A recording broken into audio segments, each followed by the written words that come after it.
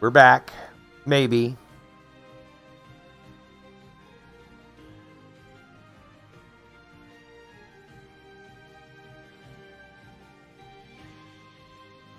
Refresh your stream. All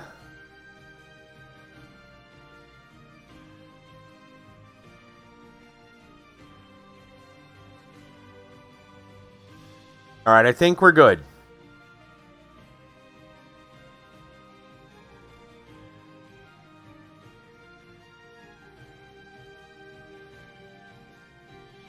So far, so good. Is everybody good? Are we back? Oh, your old second monitor went out yesterday. Had to buy a new one. Dang, dude. That sucks.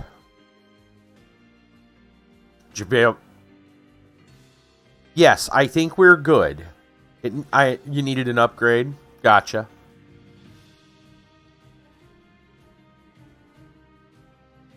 I think we're good. We have no drop frames as of yet, so. So did you get something good? Good price as well, I hope. All right, I'm going to restart, or unpause, I should say, our game. We killed the deer, and it looks like there's some kind of little maze or something in here.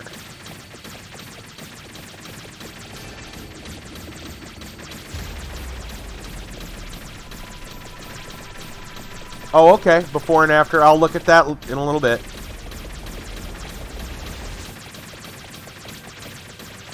Let's go right.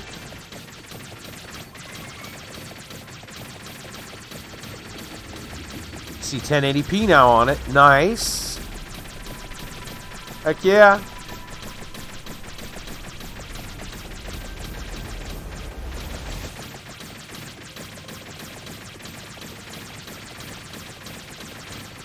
There is a maze in this forest.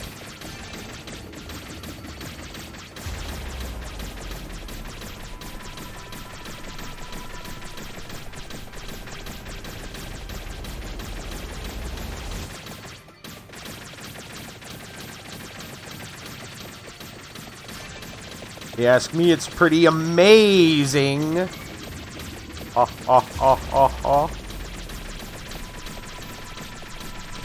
I know, I'm a smarty.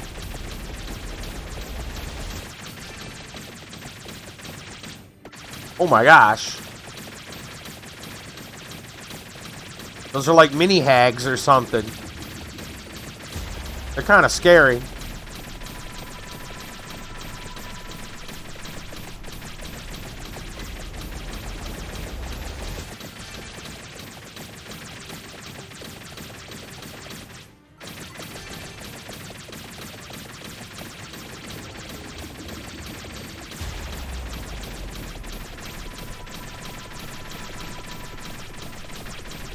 I think they look like the hag.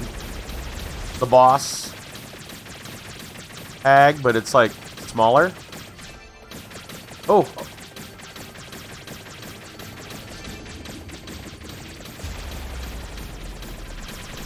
That's not frame drops, by the way. That's just the game just starting to go. Kind of goofy. We've hit that portion of the game. Yeah. Like forest demons.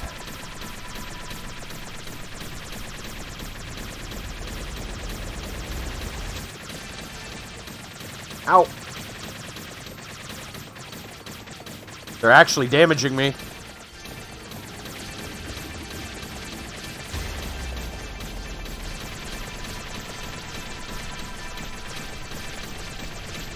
That's right, keep leveling.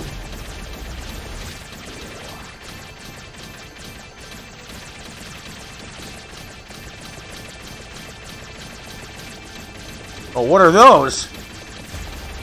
Oh, they got like horse skulls and sheets. I see them in the village. I think they're from the village. As in like the movie. You know, the really bad movie.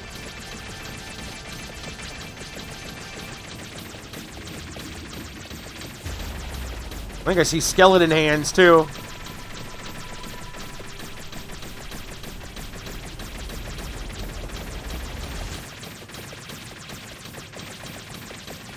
What a twist! What a twist! Yeah, it's a great movie if you don't watch the ending.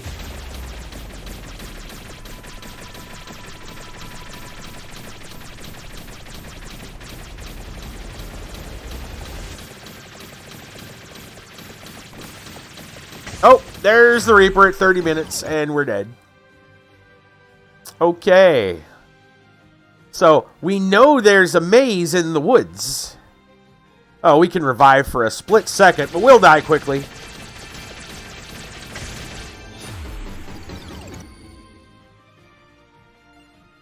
Oh yeah, we get a bonus from the Tira. We can revive a few more times, at least. Oh my god, look at all these skulls.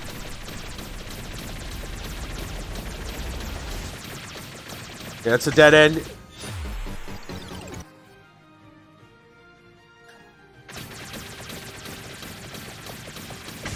It's crazy that the Reaper can still swing so hard.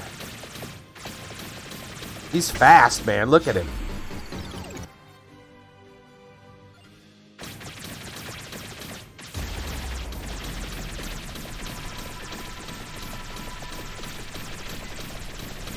Looks like we can escape him while we're in the other dimension.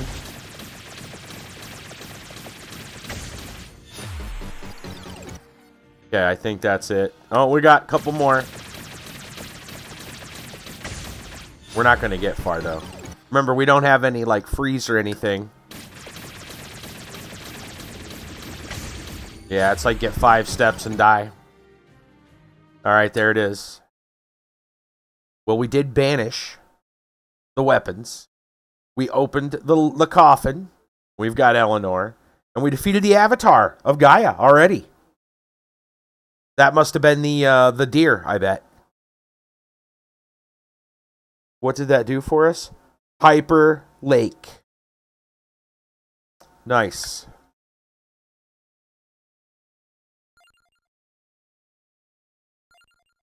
$165, a $174.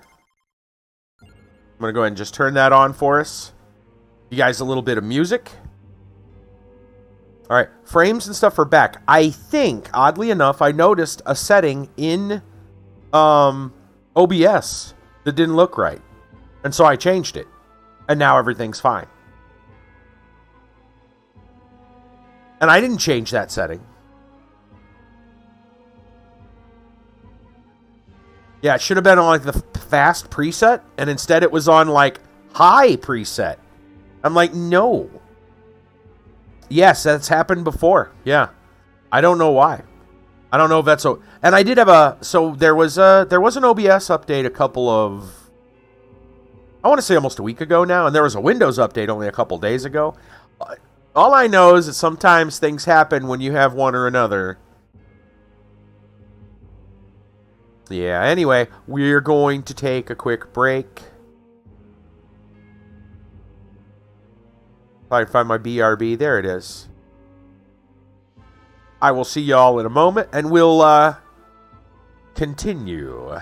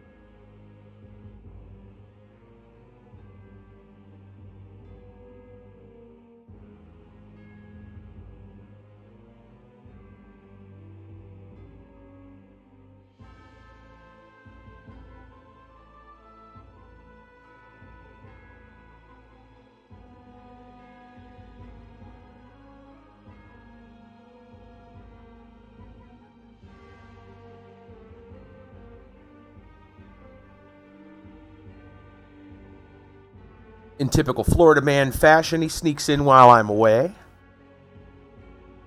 Dang that Florida man. What's going on, Hi? Yeah, I don't know, Amnef, if it was like just the OBS versions or what, but it seems like every time I get an update, there's a chance that they change a setting on me, and I don't like that. And they don't tell me they changed it; they just do it, and then you know, can't leave Florida. The airport is flooded. Yeah, I heard. I watched that. Oh, that first one sounds good. Up there with the guy that last night called 911 while being detained. Okay, another altercation. Oh man. And we're back to some Florida man food fights. Oh, I love those. All right, excellent. Those are some nice looking stories. All right. Let's get back to our game.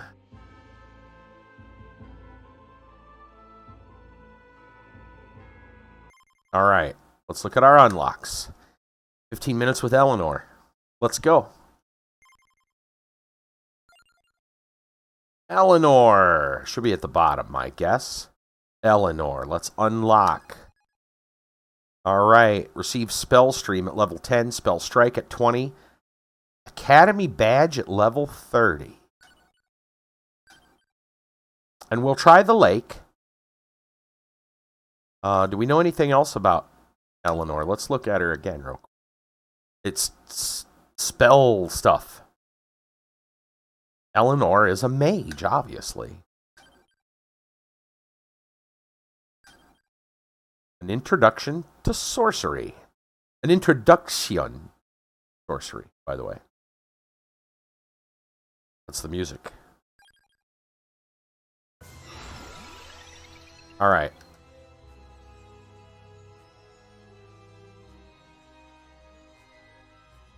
So.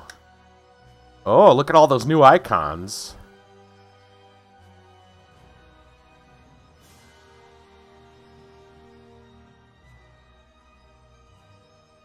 I notice somebody gets arrows.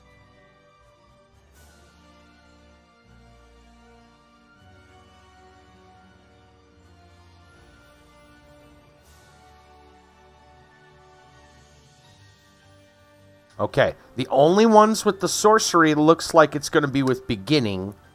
So she must be like a very self-contained type of character. Let's find out what the sorcery does. Ooh. Little lightning strikes. I'm digging that already. Now, we got to decide. We can take what we want now. Seems like we should go as magic as we can. Let's grab the magic wand.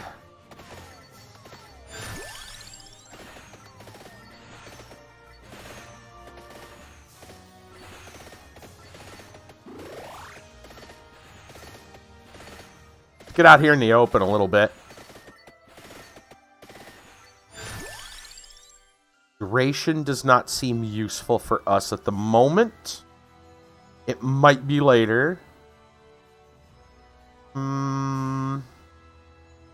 Shields are nice, but I'm thinking I need to see more. Let's re-roll.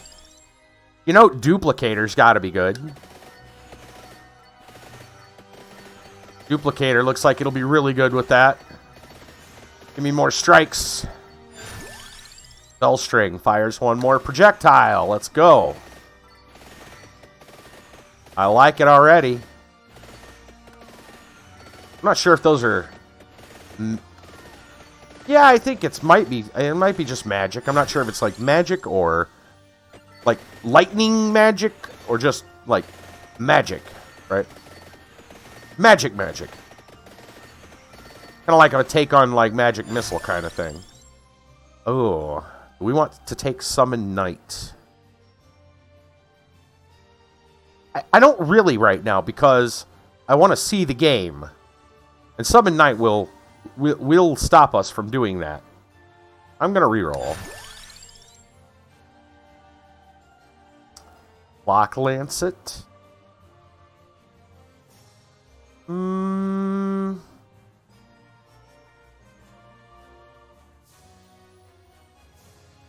That might be good. Let's grab it.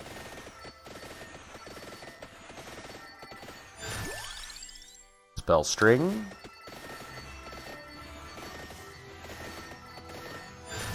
I'm digging the Spell String. I like it.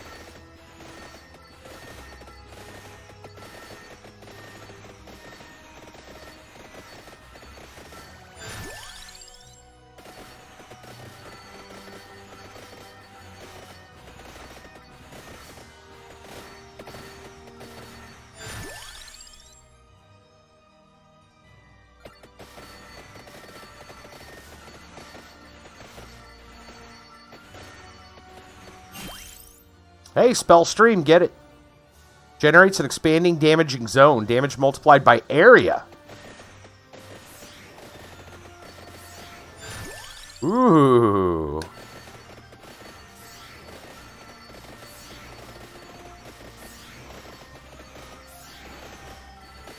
Let me see the Grimoire real quick. Nothing yet. Spell String. Sure.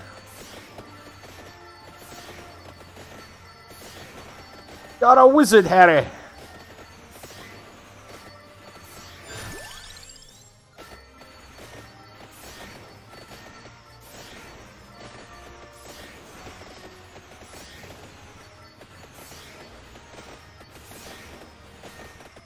I'm not comfortable going out too far just yet. I don't think we're ready. We are not ready, for sure.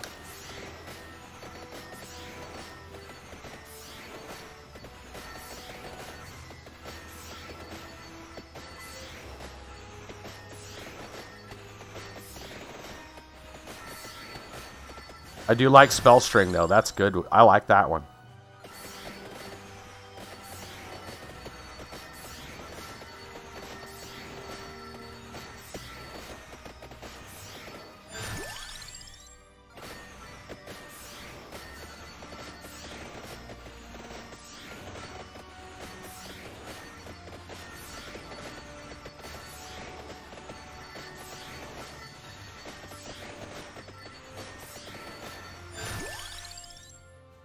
Spell Stream level 2.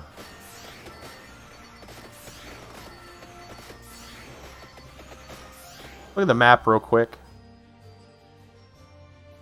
Yeah, it looks like there's always a chest up there in the northwest. That's interesting. A, Arcana.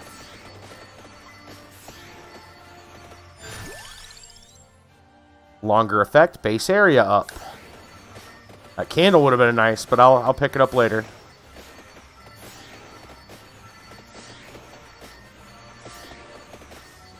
Set area increases damage.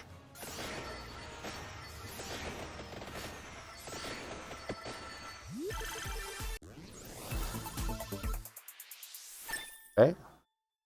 Level of magic wand, sure. Oh. Spell Strike. Strikes at the nearest enemy. Damage further multiplied by might.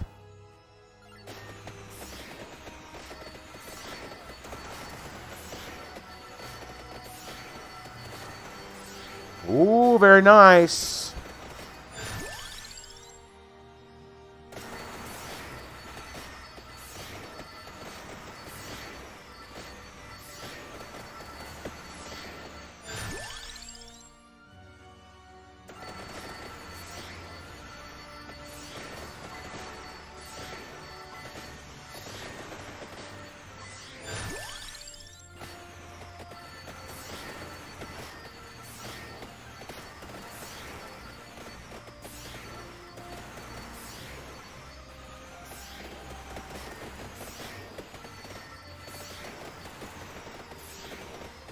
Feel comfortable getting out here now and looking around. I'm going to re-roll those. We'll just take another level of magic wand for now.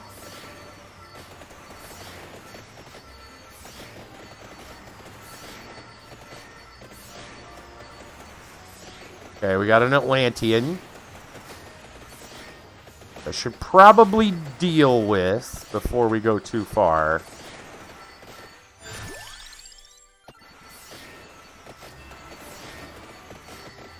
Might take a little bit of time to kill, though. I think maybe we should just dodge him for a little while. Can I get in here? Oh, man, I can.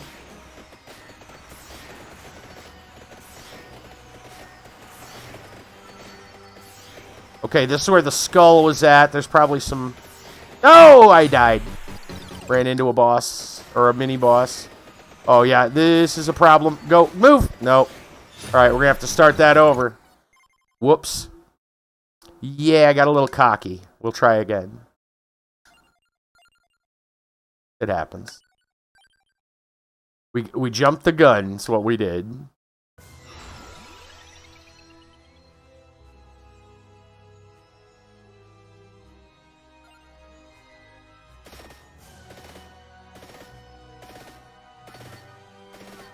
Oh, a Sammy.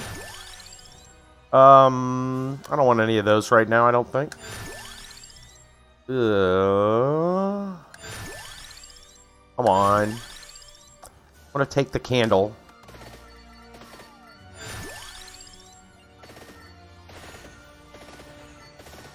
We know that area is useful.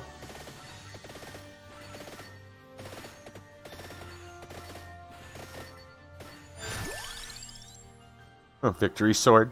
No.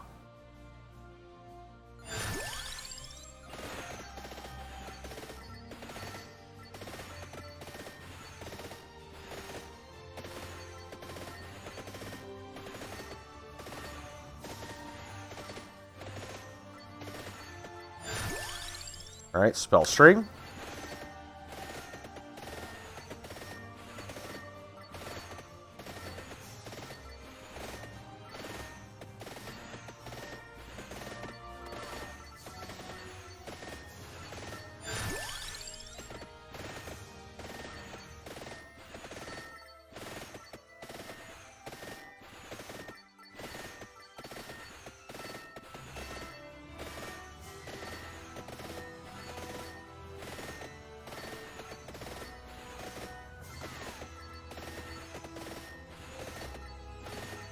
Not get cornered. I don't think we want any of those.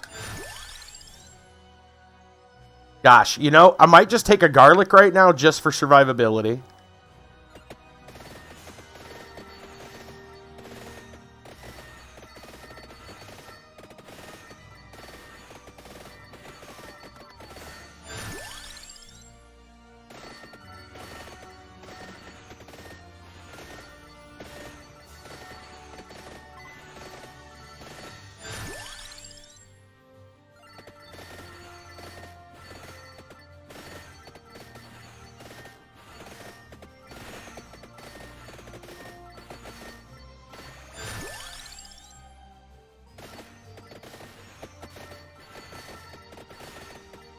Grab that. Spell stream.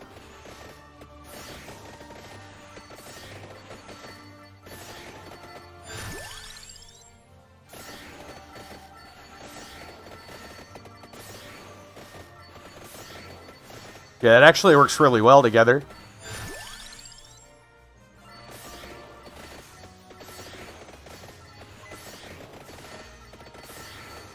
Because you're going to be in close range anyway. With a lot of those.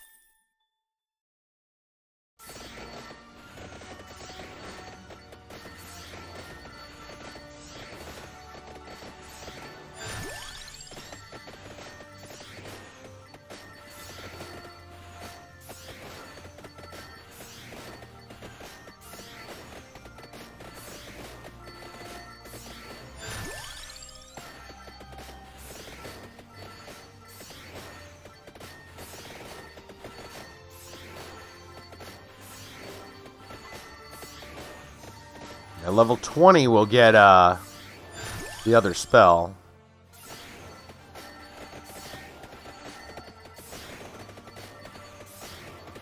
Got some good knockback with that.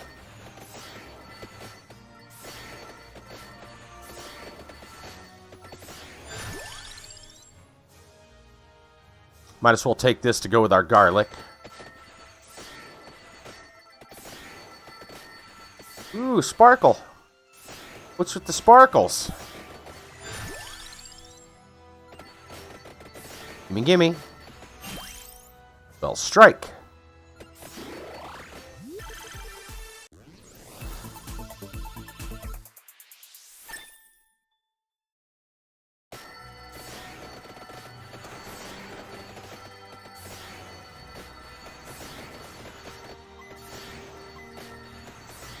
Alright, we're rolling now.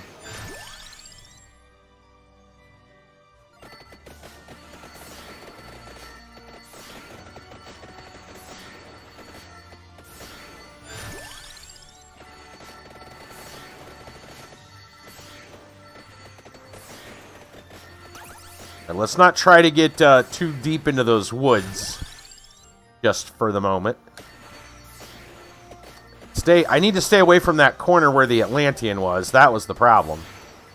Oh, I do want this, though.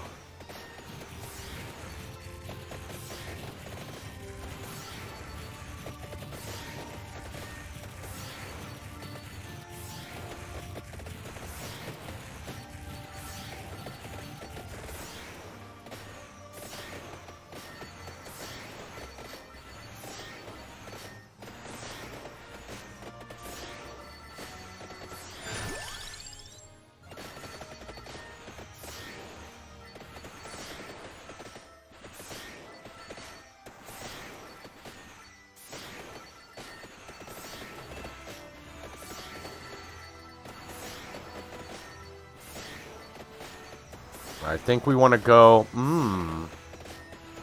Might have to go past the Atlantean to get in there.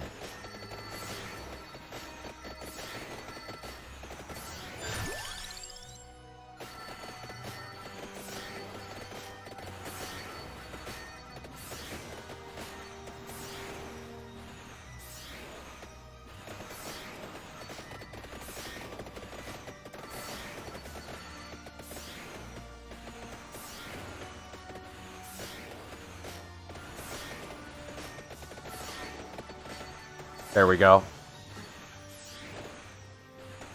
Chest, I want that chest. A 3B. Alright.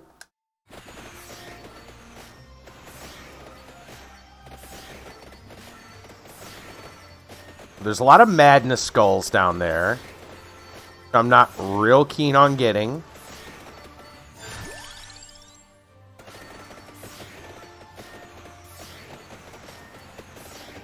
That's a lot of mantises.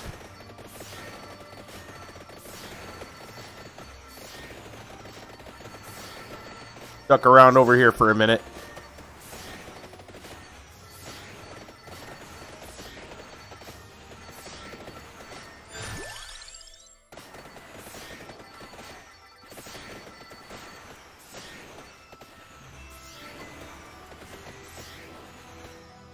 Gotta be away in that little crevice. Oh!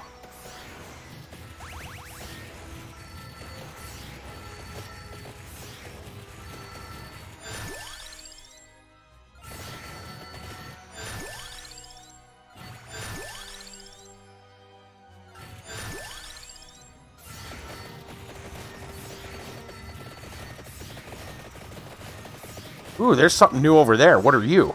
Gimme. Academy badge. Bonus amount revivals in exchange for growth.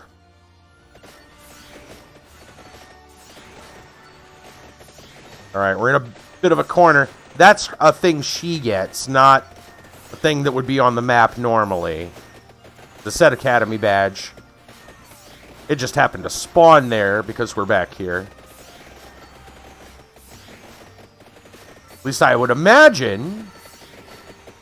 I think.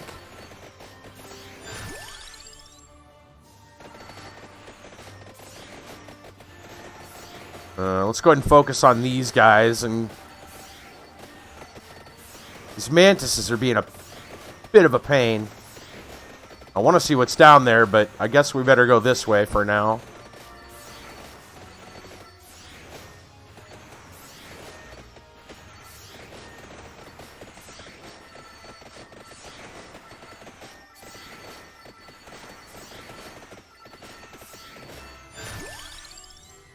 Ooh, cooldowns. I want that.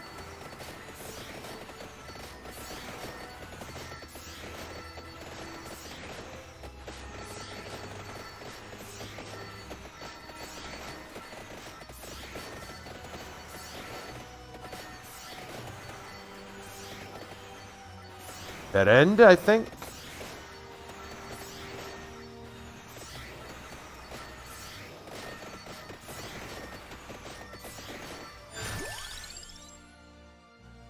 Fires one more projectile. XP gain decreases by 3%. Oh, I see.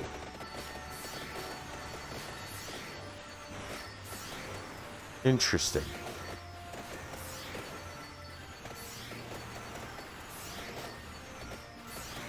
A lot of floppy fish.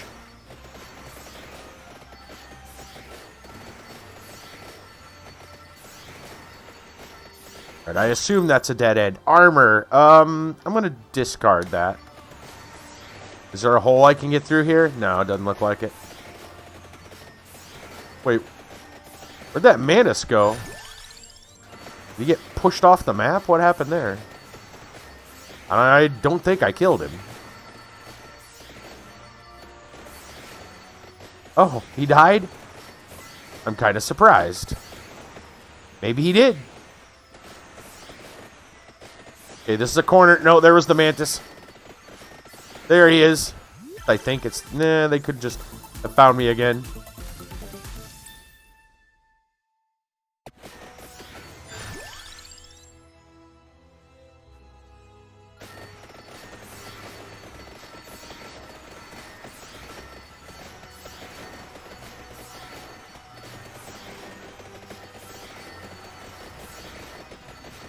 I'm pretty sure we were up here with Sigma, and we came in the other way. Yep, dang it.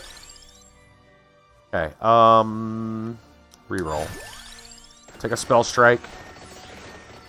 I am not gonna let this Atlantean chase me somewhere and get cornered, so we need to kill him whether I like it or not.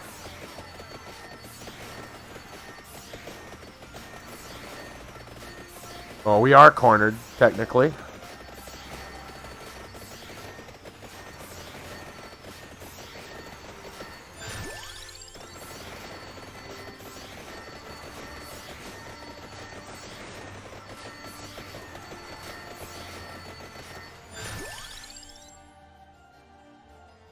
Ooh, duplicator.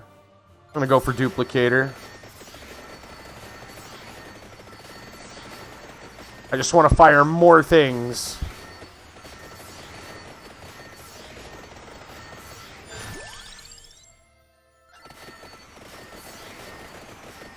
Ooh, okay, it's getting fancier. Oh, the corn man, I think. And the knockback on that is really cool. Oh, I don't like where this is going. We are getting funneled.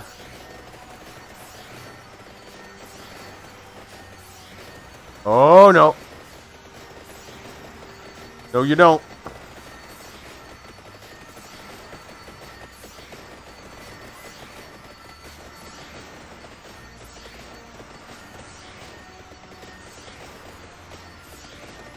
I'm gonna let him come up behind me, I think. Dang it.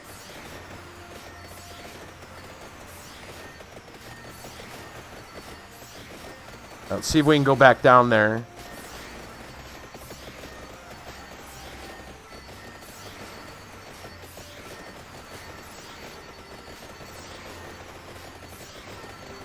Uh-oh. Oh, they're getting heavy. Those guys are getting problematic.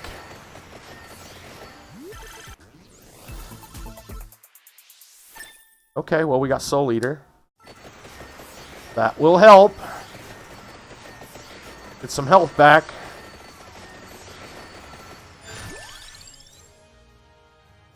I think I want spinach.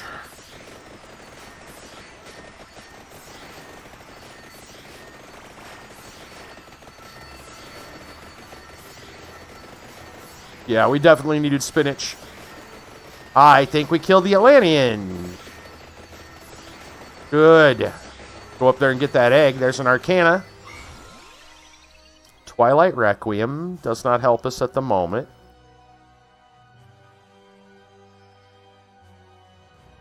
Ooh, there's not very much that helps the thing there, so we should probably go for either something that helps Magic Wand or the Soul Eater. Tragic Princess will work.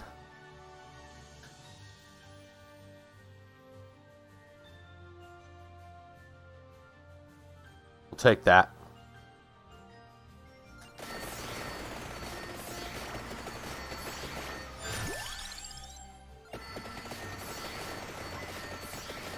Oh, that egg went all the way out. What? Fine, they're gonna make me work for it. I don't care.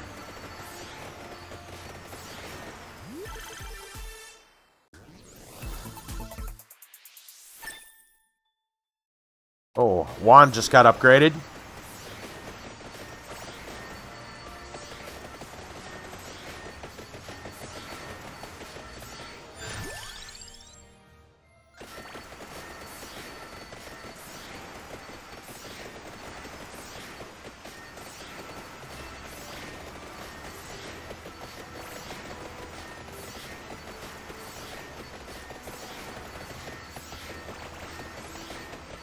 Yeah, that egg's like way over here. Wait. That egg's way off in the top right corner of the map. What? It has to be a glitch. I don't even know if I can get over there.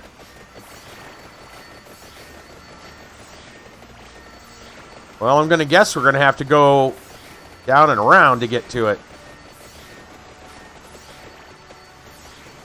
Oh yeah, it's a dead end. We got robbed.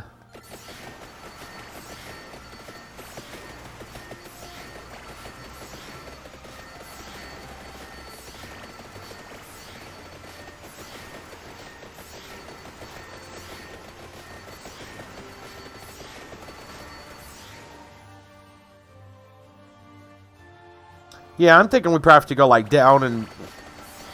Well, I don't know. I don't know if we can get down and right, and then around. I don't know. We're going to have to find out.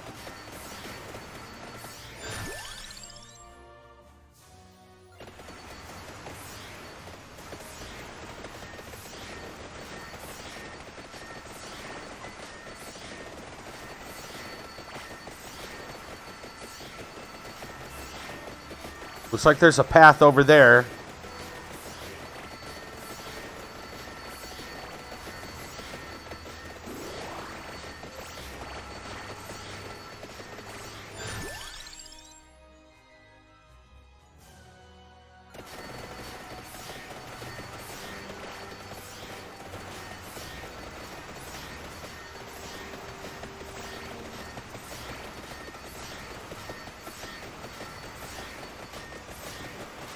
Dang, the Manuses live down here.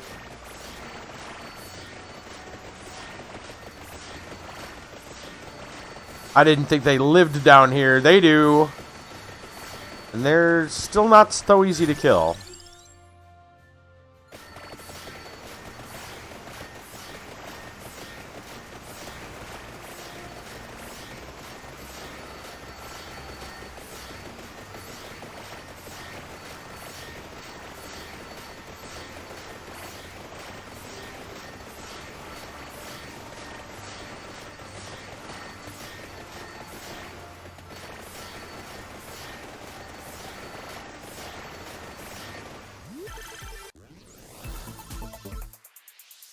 Ooh. Spellstrom. I wonder if that's spelled correctly. Whoa! I like it, though.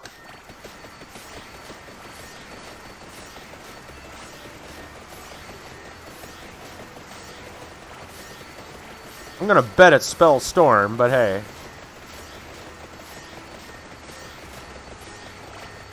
I like it. It's a good one. That merged all of them together. That's so cool. Now we got open slots for weapons.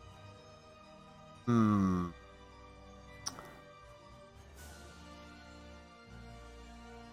would require Tira to upgrade. We could get Fire Wand or Lightning right now with what we have, or Axe. Lightning Ring, let's go.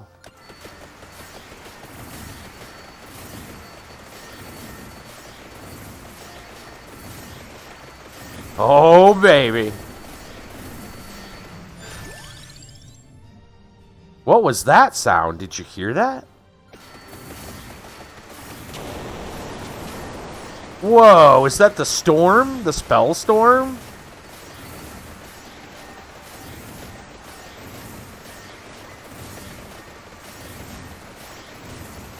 Oh, this looks dangerous. Can I even get down here?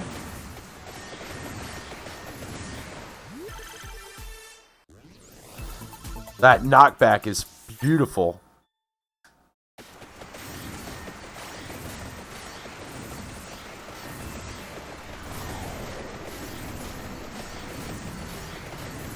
Yeah, you can't get... Wow!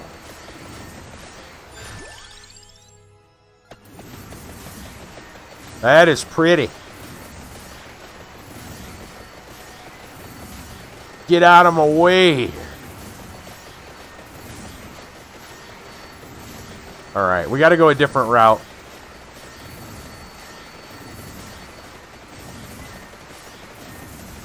Well, me likey. Is there a hidden path back here? No. Wow!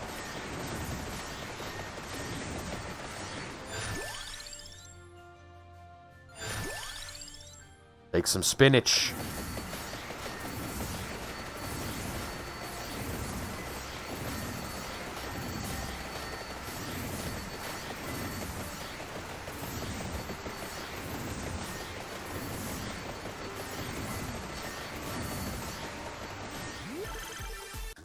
Oh, yeah, the other Atlantean. We'll get him. Alright, well, we survived 15 minutes. That's good. Sound of that spell storm, though. Ominous. Hey, look at that egg. Just bing. We got a light show.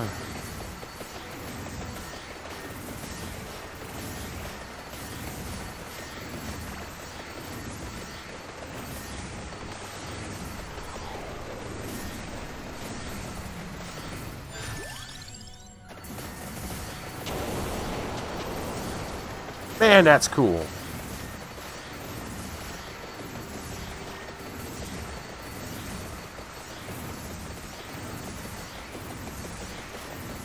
Gonna hug the tree line, looking for a secret area. Yeah, it's a wave of stars.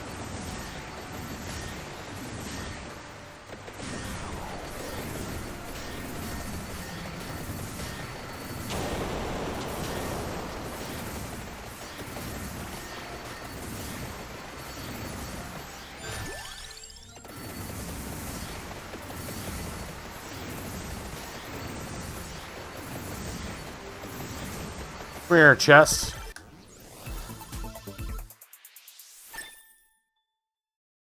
Mm-hmm.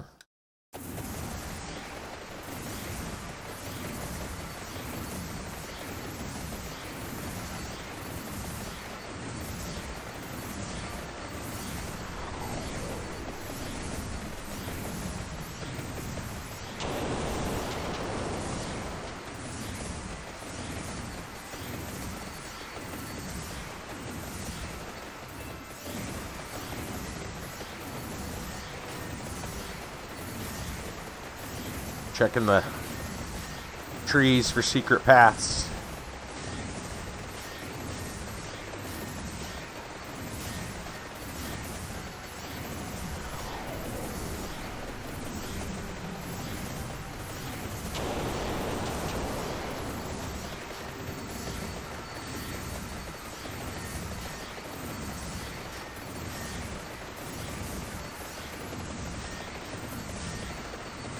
Yeah, that's a good one.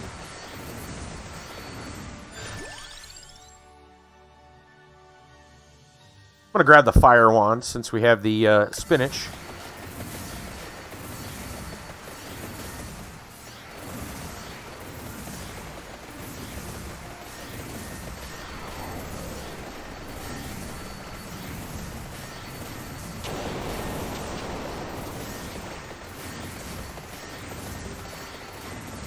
Goodbye, Atlantean. You will die soon. You can't even move. Look at you. Ha ha ha. Puny creature.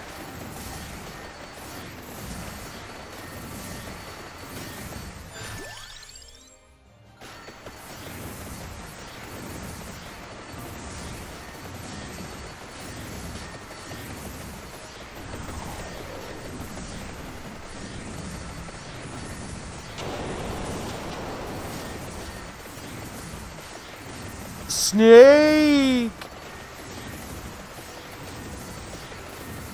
Wait, I wonder if there's any badgers here. Because we know there's mushrooms and snakes.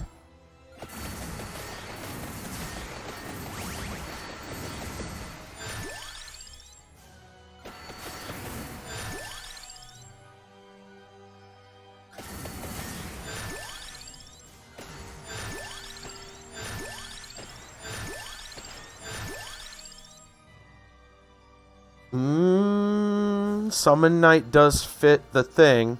Badger, badger, badger, badger, badger, badger. Those one guys from the last expansion kind of look like badgers. Eva sent me something. Hold on just a moment.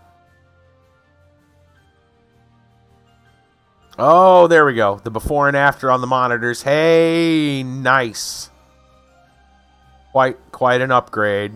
Yeah, very nice. Excellent. Your old monitor kind of looks like my current main monitor. Yeah, was it an HP? I think that's what my main monitor is right now. I've got a bigger one, but I haven't added it yet.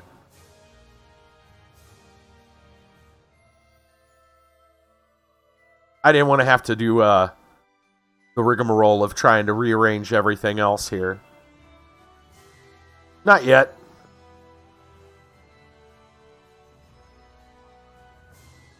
Just a moment. Okay.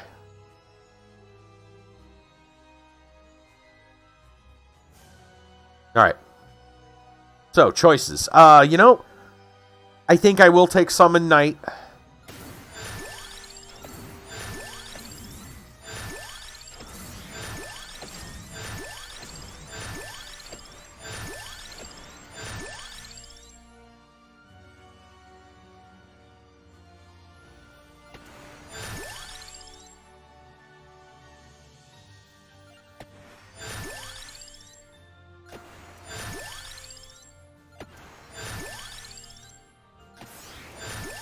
I'm only going to upgrade the ones that are evolved. Okay, now I have no choice, so I'll pick one. We'll take Summon Knight. Pierce? I'll take that. Okay. The chest.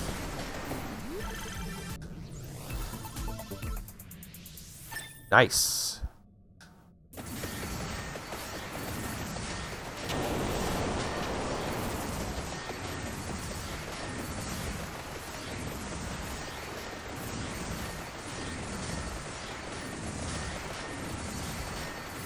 Alright, into the Mushroom Land.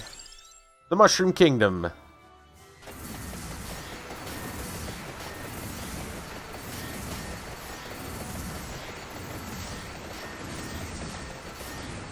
Just explore that a little bit then. I don't think we're getting to that egg anytime soon.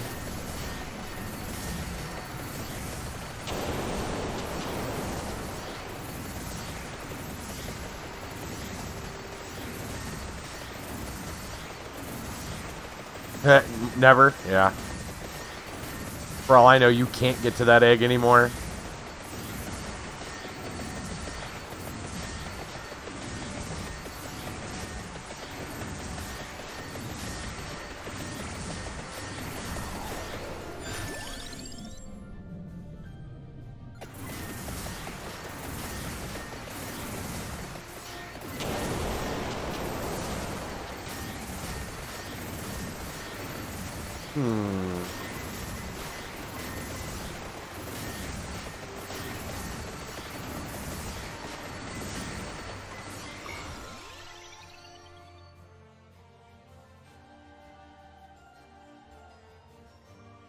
Twilight Requiem gives us explosions with our lightning.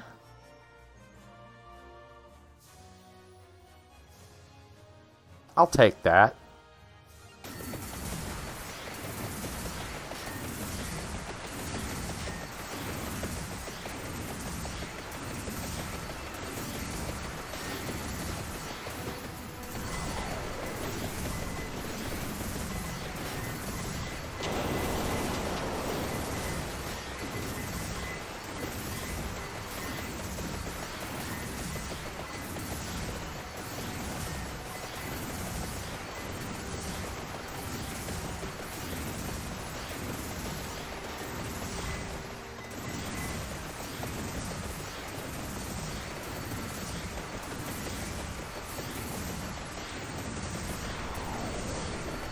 Another Atlantean. Sir, would you like to die? Yes, you would. I'll take your egg.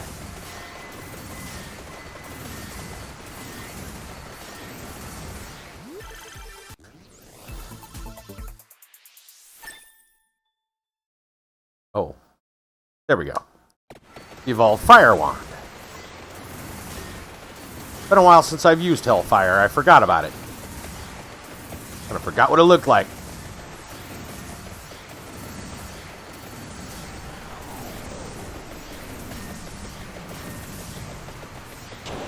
Who's the big green guy out there? Did you see him? There he is. I don't know if he's a special for standing out here or what. Hopefully he'll come back. We keep knocking him back. He's on the right side of the screen.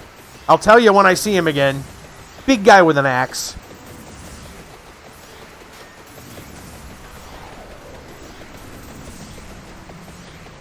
I think we knocked him off the screen, and I don't know if he's coming back. Might have to go around. Duration. Ooh. Let's see. We may have killed him.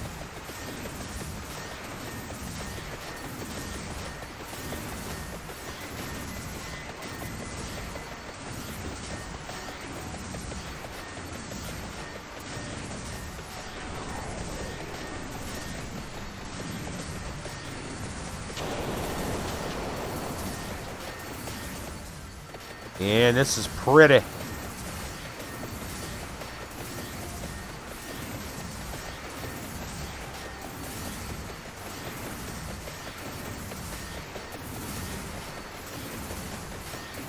Right, this should be the Chaos Emerald up here.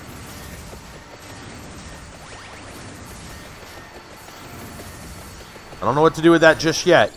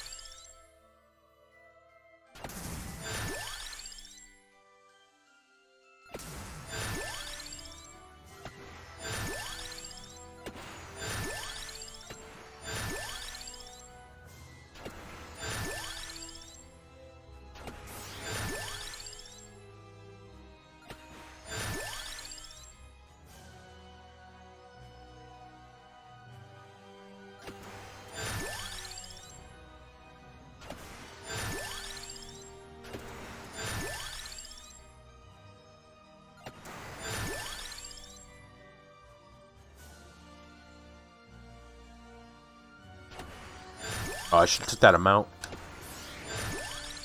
Finder, what's going on? Racer Riley, hey! Ain't seen you in forever and a day. Hello.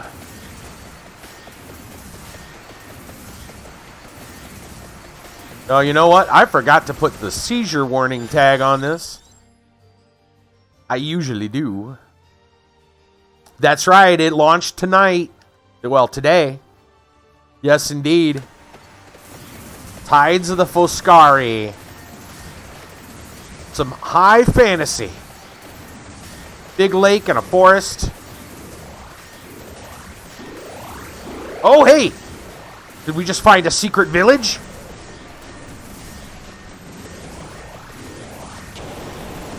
There's the Gaia Guardian. You've been traveling? Nice.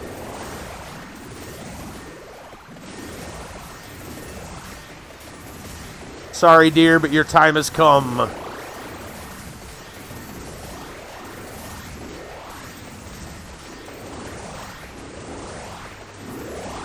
We're hunting deer.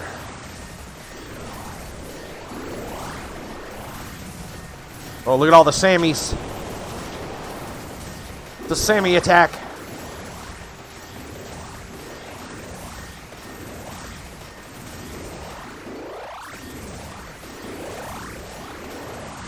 Man, pies everywhere. 2 games I'm waiting to release. Sometime within the next hour. Ooh. That's got to be exciting.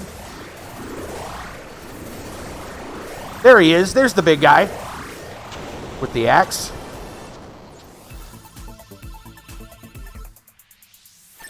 Mega Man Battle Network Legacy Collection. Live in North Carolina. But I'm from Ohio visiting my big brother. Aw. Ohio myself. I moved, but I'm still in Ohio.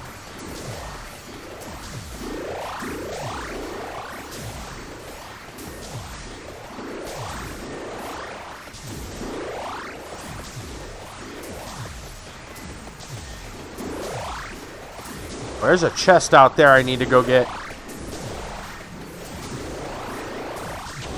What part? I'm in Central right now, Central Ohio.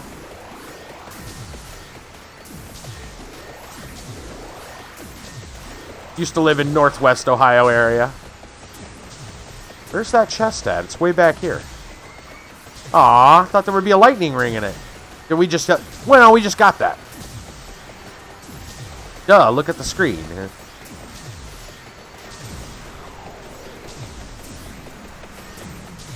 Silly me. Oh my goodness. Now, where were we? Oh yeah, the deer. Back to the deer.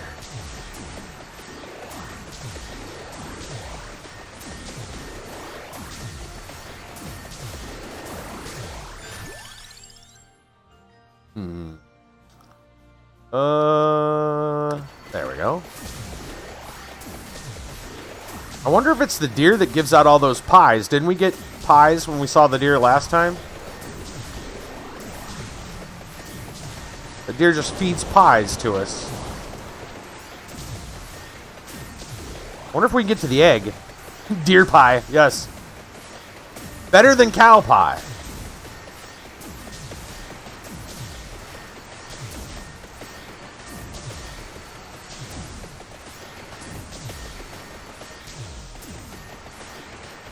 And this is the Chaos Emerald, which we don't know what that does yet.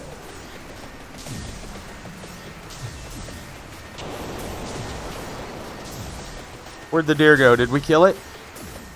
Oh, no, there he is. Another chest over here. Oh, my goodness. That dang night spell is so good, but I can barely see things. Oh, yeah, we took some damage. I couldn't tell where the enemies are at. Yeah. You just see the teeth.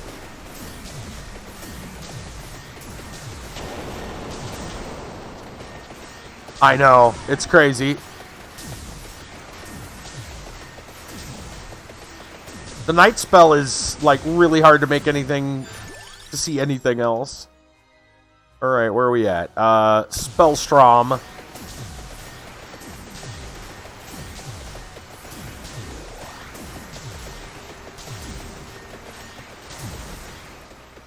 We only got about a minute until the Reaper shows up, though. Alright, can we get through here somewhere? Ah, maybe? I need to find a secret path to the, like, northeast corner of the screen. There we go, maybe? No? Ah, maybe? Aha! Go this way.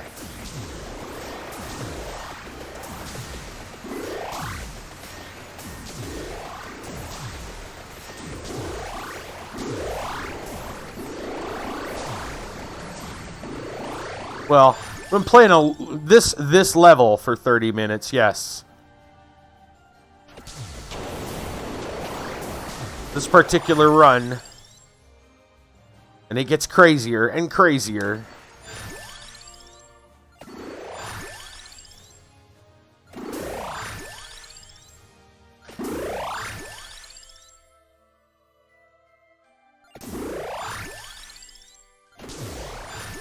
I think my eyes are starting to melt.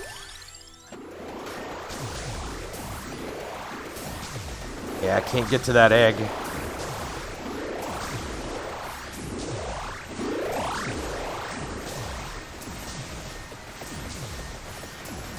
Trying.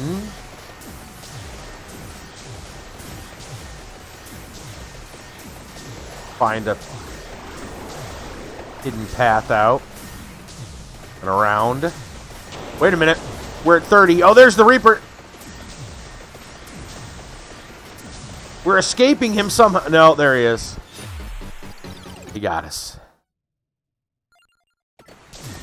Yeah. He's going to take us out. Yeah. I don't think we're... we got maybe like one more revive left. Well, actually, she gets extra because of the badge. But we realize that that's not going to go far without a freeze. We made it back to into the water, though. There we go. Survived 15 minutes with Eleanor. What else did we do? We got the spell stream up. We got the spell strike up. We got the stuff, and we unlocked Maruto. Nice. Okay. Good, good, good, good, good. We'll get to try a new character. Oh, man. Good stuff. Let's take a look at Maruto real quick. Before we, see. Maruto cuts. Temporary armor bonus after getting damage. Receives Academy badge at level 30. We unlock him? Come on. There we go. We might have to farm some gold to get the next character, though. We'll see. But for now, we're going to jump over here. Let's look at our unlocks. Okay, we only got 5 more. We do have extra... There's a lot more extra characters than what's on here, though. There's hidden characters, for sure. But, we need to take a break. He's got a Buster Sword, yes. Yes, he does. Alright, we're take a break. We'll come back. We're going to have story time. Indeed, indeed. And then we'll get back to this. Fun time.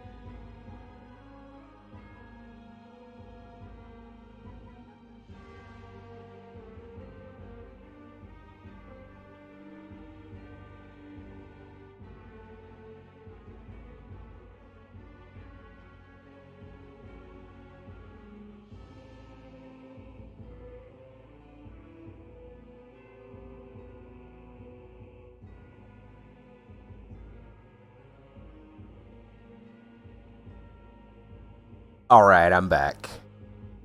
And as promised, it is that time of the night. It is story time. Well, bang. All right. Personal story for you guys. Thank you much. Personal story for you guys. All the welcome backs. I appreciate it. We have Zam. Welcome back. Thank you. We got I got some funny stories about the pets. So we had a bit of a grilling today. I went and grilled some hot dogs and some pork chops, and we put some corn on the cob, buttered that up, and threw it in foil, and put that on the grill, and had some other fixings, go with it, and sat down and had a nice. You call it a late lunch, an early dinner, something like that. And, of course, the pets. They wanted goodies. And they've been good, and we allow them to have meat. So it's like, okay, we'll give you a little bit. And they were happy. And then we left the food, but we covered it. Linner or Dunch. Yeah, I'm not sure. Anyway, we covered the food up, left it on the table, because we figured we'd probably come back. The reason we made, a lot of times when I grill, I didn't want to grill just a couple of pork chops and some corn.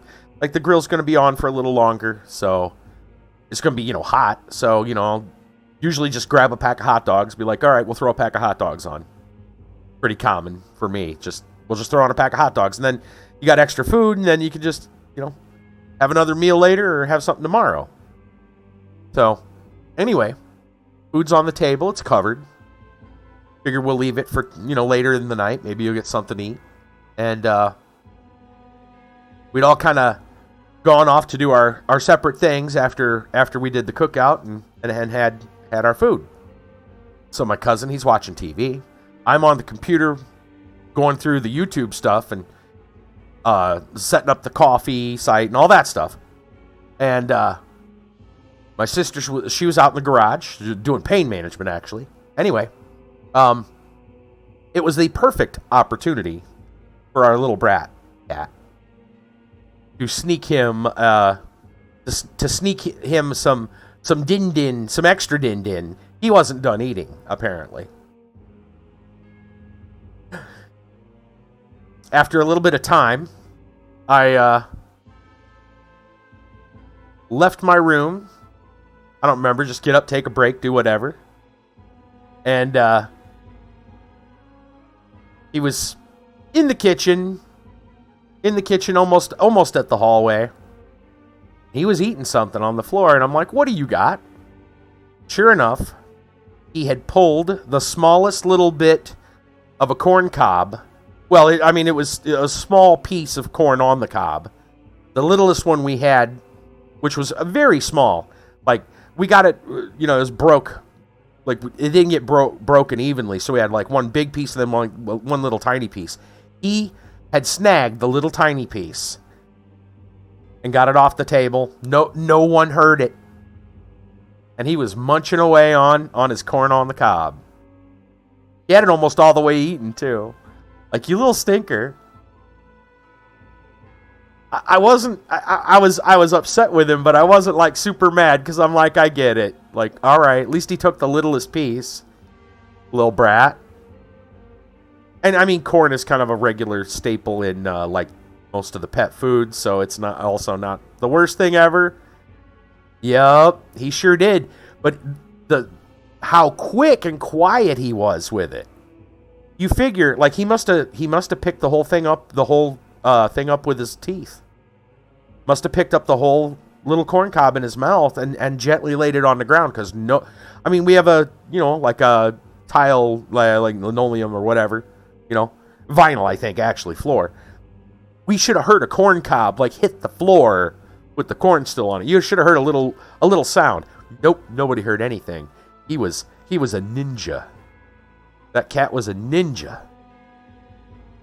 And so we took what was left away from him. And there were still little bits of corn that he had picked off of the cob on the floor. And of course the dog came over and was like, I'll help clean that up. You brats. You guys are brats. The dog, I have another little bonus story for you. The dog might just be my number one fan when it comes to the streaming. She absolutely loved watching Border Zone. Exactly. They're little brats, but they're my little brats. She loved watching Border Zone. She also loves, my sister told me, before we moved, she would love watching when we played Lord of the Rings, especially when we were on the mounts. She loved the horses. Anyway, just recently, right, been playing Frog Detective. And she seemed to actually be watching and enjoying Frog Detective. She'd sit in my sister's lap, and they had it on through the TV. Check this out. So the end of Frog Detective 3... Spoilers for anyone who... coming up. For anybody who... I mean, we streamed it, but, just letting you know, spoilers. So the end of Frog Detective 3, when you get that little, towards the end, when bad things happen. And the poor frog gets sent to the bad room. She started whimpering.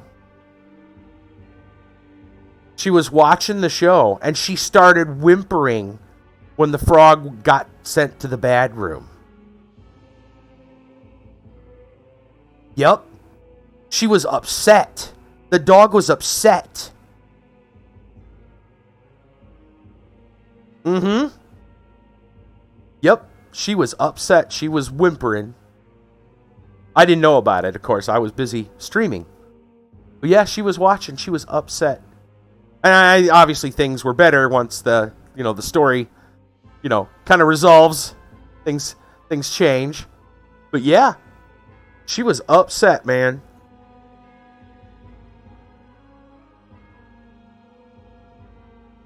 She loved that. She must have loved that Frog Detective so much.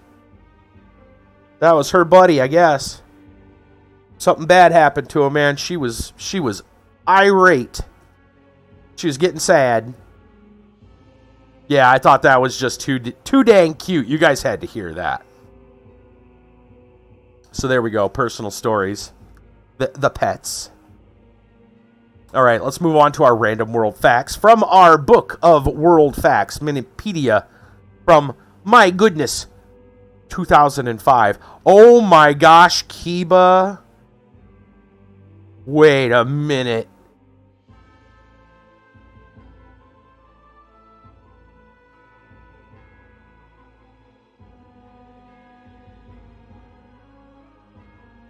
Oh my goodness. I am going to bookmark that and show this to my sister. So, I'm assuming I can talk about it, and hopefully the dog doesn't understand me too well. Yes, Kiba has just put a link in the chat. The Frog Detective has a plush. An 8-inch tall. Comes with a little magnifying glass as well. A plush Frog Detective. About $24.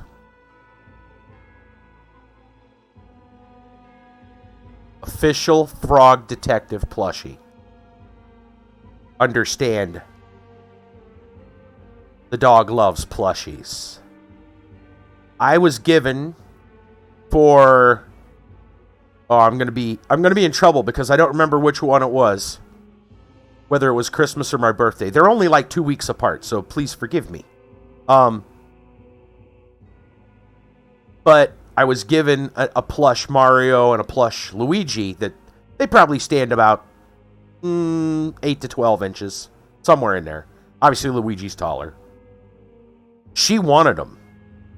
I actually had to hide them because she was trying. I had them in a box sitting on my floor.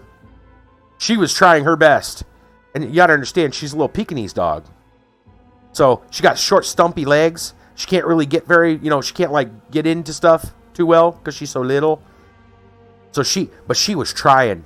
She was trying to dig them out of that box. They were going to be hers, buddy. You may have made this dog's life, Eba. You may have just made her the happiest dog in the world. Frog Detective plushie. Oh my gosh. We're gonna have to order 2. One for her and then one for me.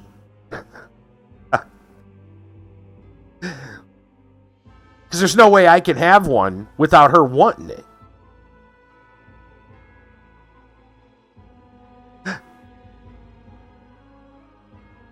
That's awesome. Absolutely awesome. And a third one. Well, yeah. Well, maybe. Right. One for the sister. Well, I wasn't counting the sister. I don't know if she wants one or not. I know the dog will want one. But it's basically, I say it that way because she's technically my sister's dog. Because she had, she got the dog and then we all moved in together. It's all our dog, family's dog, but really more her dog in that sense. Kind of like I say that it's our cats, meaning my cousin and I's, because they were ours before we moved together. Technically all, but yeah, my sister's dog, technically. I think my sister would love to see that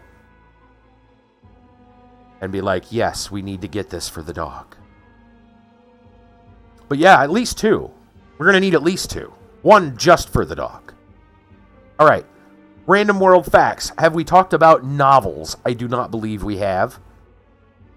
So let's go. Charles Dickens, Our Mutual Friend, 1864 to 65, his last complete novel, gives one of his densest, bleakest, and most comprehensive accounts of contemporary mid-19th century society. George Eliot's Middlemarch, a study of provincial life, 1871 to 72, interweaves the plots of its complex characters against a background of 19th century social and political upheaval. Henry James' Portrait of a Lady, 1880 to 81, like many of his major novels, complex psychological study of sophisticated European culture's impact on the innocent American. James Joyce Ulysses, 1922, uses stream of consciousness, linguistic experimentation, and parody to describe in minute detail one day, June 16, 1904, in the life of Dublin Jew Leopold Bloom. Leo Tolstoy's masterpiece, War and Peace, 1863 to 69, chronicling the lives of 3 noble Russian families during the Napoleonic Wars, combines great moral vision, complex characterization, and imaginative power.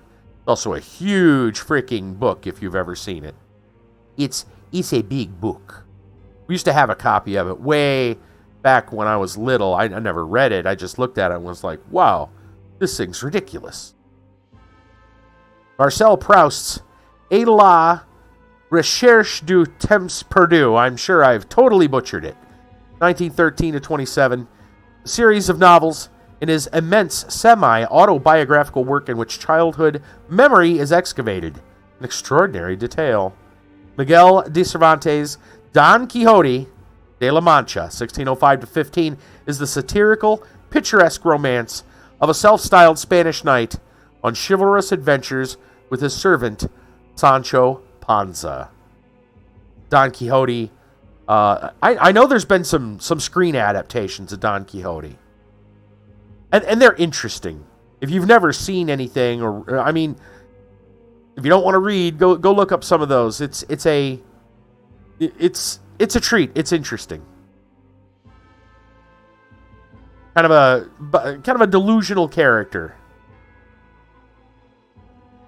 But there we go. Novels. All right. Iba has given us an article today from Euronews. Ciao, hello, no. Italy's right-wing government wants to ban English words with 100,000 euro fines. Yeah, isn't this, like, really?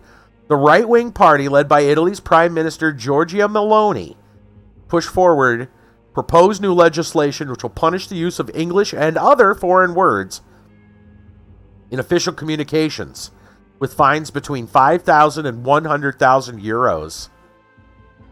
The goal of the legislation, which has received wide condemnation in the country, even by Italy's most renowned scholars of Italian linguistics and philology, prestigious Accademia della Crusca, is to defend and promote the Italian language and protect the national identity, according to Meloni's party. The new proposal, supported by Meloni, introduced by Fabio Rampelli, member of Italy's lower chamber of deputies. In a tweet pinned to his Twitter profile, the MP gives an example of the so-called Anglomania, which will get Italian politicians and bureaucrats fined if the law is passed. In the lower chamber of deputies, we speak Italian, Rampelli writes. We continue our battle for the use of our language instead of English. We can't understand why we call dispenser the automatic hand sanitizer dispenser. Instead of using the word dispenser in English, Meloni's government would have officials use the much more wordy Italian expression dispensatore di liquido igienizzante or le mani. The Italian language, like most other languages in Europe, has adopted many English terms in recent years, in part because these were terms indicating new things which did not belong to the Italian tradition, such as computers, social media, and smart working. In part because the English language often offers a more concise, snappier version of terms than that in Italian would take quite a roundabout way to express. In part because for many, the use of an English word, even where an Italian term, would do just fine. For example, in Italy, it is common to refer to work meetings as briefing or use the word deadline in a professional environment. Adds a touch of authority and internationalism. According to the latest data, Treccani, well-respected Italian language encyclopedia, currently contains 9,000 English words and 800,000 Italian words. Since 2000, the number of English words that have inserted themselves in the Italian language has grown by 773%. The adoption of English words into the Italian language is an object of endless debate in Italy, where opinions are split between protecting the integrity of the national language and accepting that living languages are fluid and constantly evolving. Meloni's new proposed legislation takes a strong stance into this debate, pushing for a conservative approach that intends to virtually ban English words from the public administration, schools, and universities. Under the new law, any university class that isn't specifically aimed at teaching a foreign language must be in Italian. Courses in foreign languages will only be justified when targeted to foreign students. Anyone holding an office in public administration must have written and oral knowledge and mastery of the Italian language. According to the draft bill, the use of English words demeans and mortifies the Italian language. And it's even worse now that the UK is no longer part of the European Union. The proposed legislation still needs to go up for parliamentary debate. That's interesting. It's strange. I feel like depending on where you live, I know in many parts of the United States, they push to learn much more than English. So, in many parts of the United States, Spanish is widely spoken, and to the point that Spanish is accepted in some places just as equally as English. And then when you go far north, especially, you have, in the Canadian kind of border, obviously French is either somewhat to absolutely acceptable in place of English. I'm talking more of a day-to-day life thing as opposed to legislation. I don't know how many people are speaking something other than English in terms of House of Representatives or something. I'm fairly certain they're using English. But what I find interesting here is that, like, most of the words that they're talking about are words that it's not like the English is being totally substituted, right? Or it's totally substituting Italian. It's that they're using several English words that are just shorter to say. So, again, dispenser, right, as opposed to the rather lengthy Italian phrase that we had, that I would say it again. Where is it? Dispensatore di liquido igienizzante per le mani. So, and I'm sure I screwed some of that up, but, you know, wouldn't it just be easier to say dispenser, right? I mean, we do this with brand names all the time. So I don't know. I feel like in some places you live, except, you know, we're taking up the let's learn more languages and you know, and just maybe just kind of intersperse it into one, maybe kind of hodgepodge it, so to speak, and get them together into almost one language, or at least borrow words from other languages and insert them into whatever other language you're speaking. Seems to be a pretty common thing. Whereas, and obviously it's being used pretty frequently in Italy, to the point that they actually are pushing for Italian to be pretty much exclusive when it comes to university class, as well as government legislation and things like that. I don't know. Is it, you know, like, I see both sides to it. I understand wanting to kind of keep the what's the word? Authenticity, I guess. I don't know where you draw the line on that. I do not know. Huh. That's a pretty hefty fine, though. Imagine getting fined $100,000 because you used a word that wasn't technically inside the language. My goodness. And it seems like language evolves a lot. And so that's part of the problem. Language evolves very quickly, especially with the internet now, right?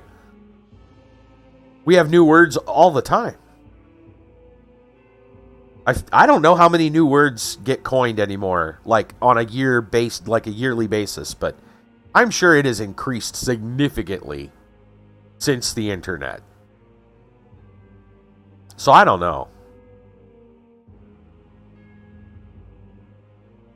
I don't know where you draw the line on that. I really don't.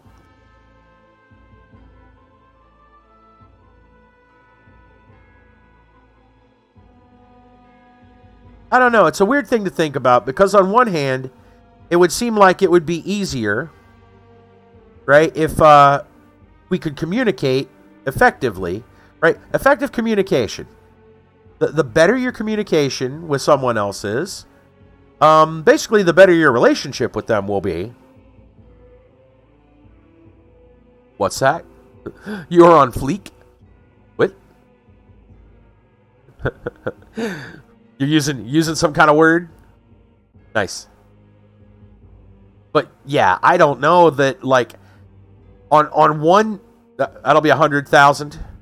That'll be 100,000 simoleons, sir. But no, the idea that on one hand you'll pay on PayPal, yeah. Yes, I not dollars though. It'll be Sims simoleons. Do not want dollars. I need Sim bucks.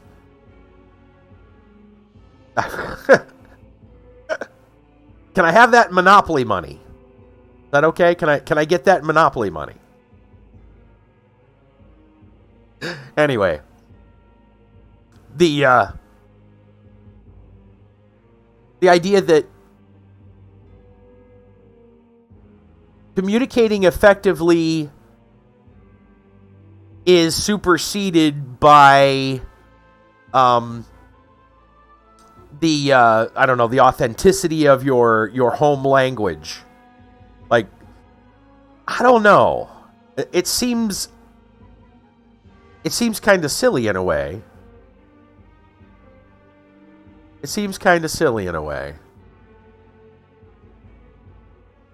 I mean, I would think the end game, okay, since you own Park Place, you'll be getting paid very soon. So, oh, look, someone just landed on Park Place. Okay, here's your sim money. Perfect. Awesome. Thank you. Have that wired over. Yes. You would think the end game when it comes to communication is to have almost a universal language. We can go back to like the whole Tower of Babel thing, right? You would think the whole idea, the whole end game for humanity would be to have a universal language that would be easy for everyone to understand and communicate with, right? A standard. Like this is what we have. But at the same time, people with their traditions, their cultures. Yeah, where do you draw the line? I don't know. It's for people. That's for people far more willing to debate the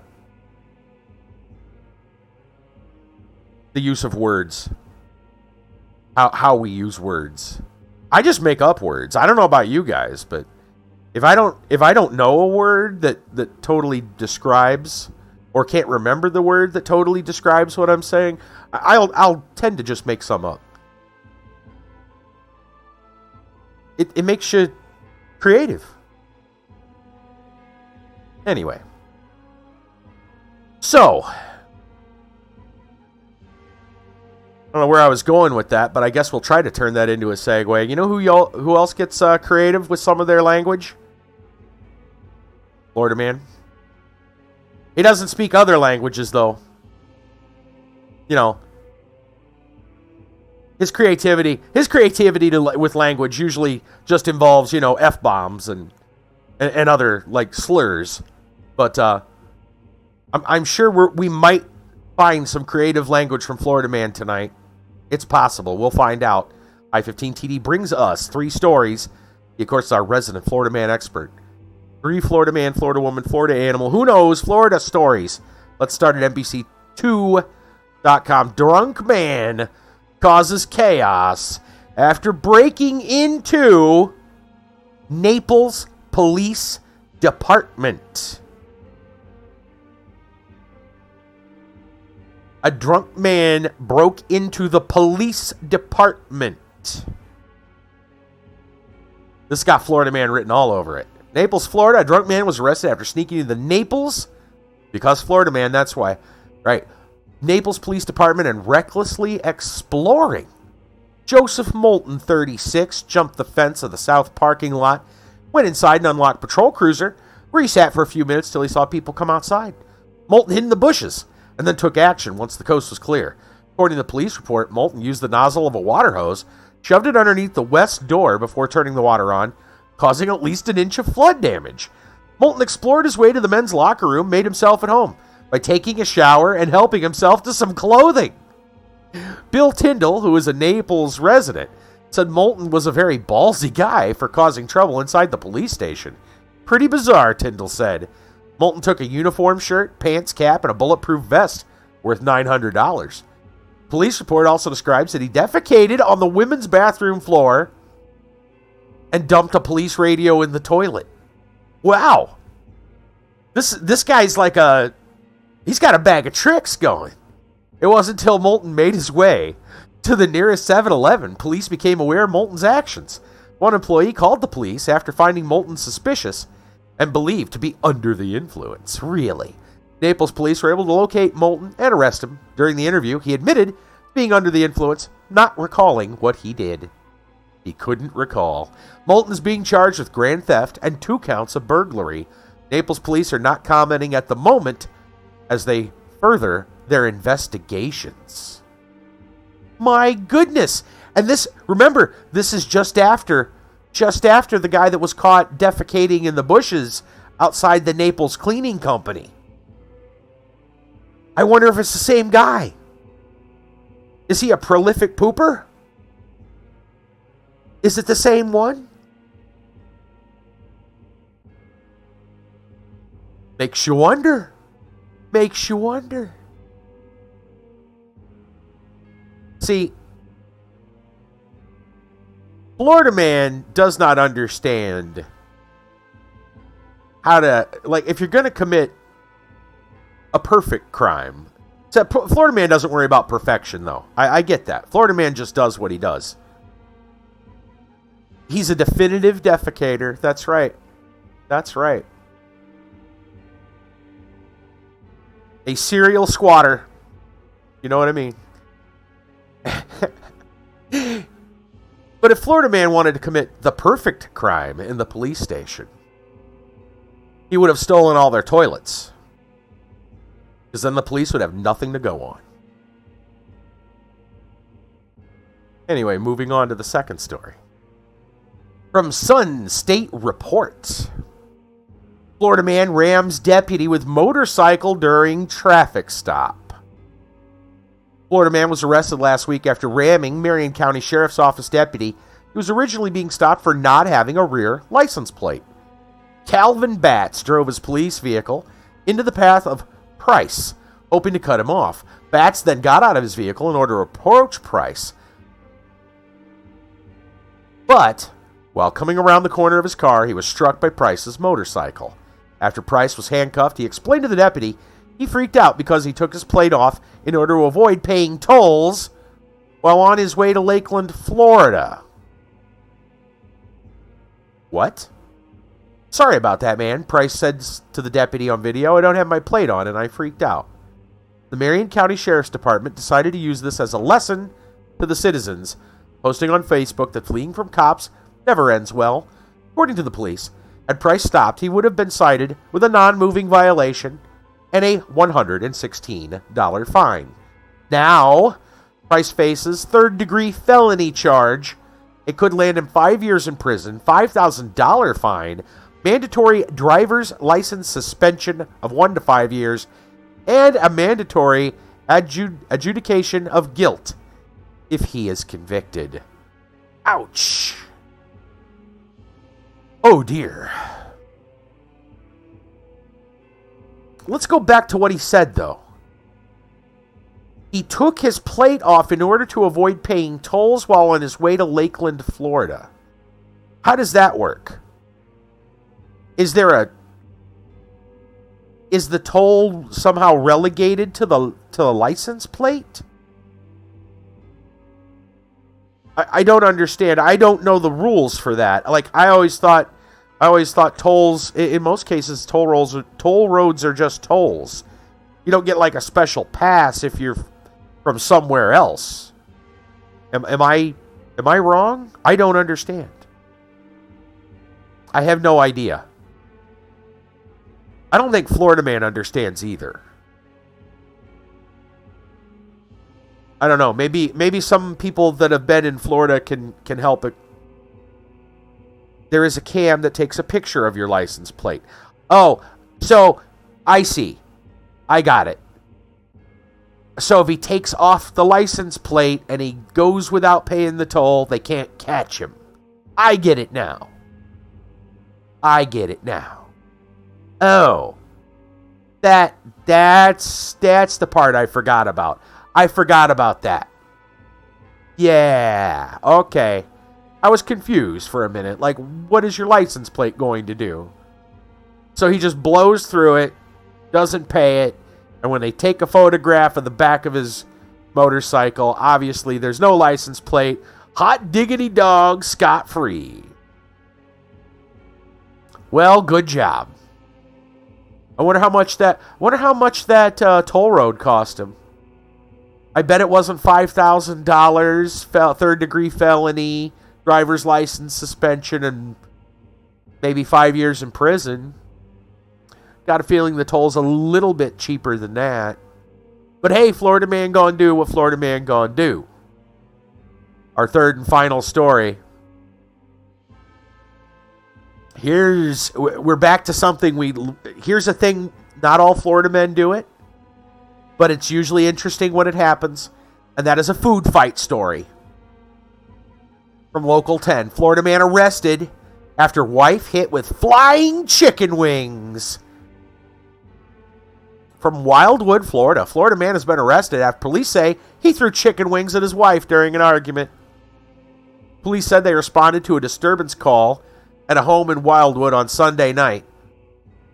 I hope they make a foul play joke in this article. When officers arrived, they say the victim was holding a baby and asked to be taken somewhere safe. According to the suspect's arrest report, the victim told police the defendant and her had been arguing over the defendant having a lover. Appropriate to throw, too, being a wing, yeah. The victim said the defendant threw the wings at her, with some hitting her on the shoulder and under her chin, the report states. Officers at the scene said they saw chicken wing sauce on the victim's chin, neck, and shoulder. I'm going to stop you right there.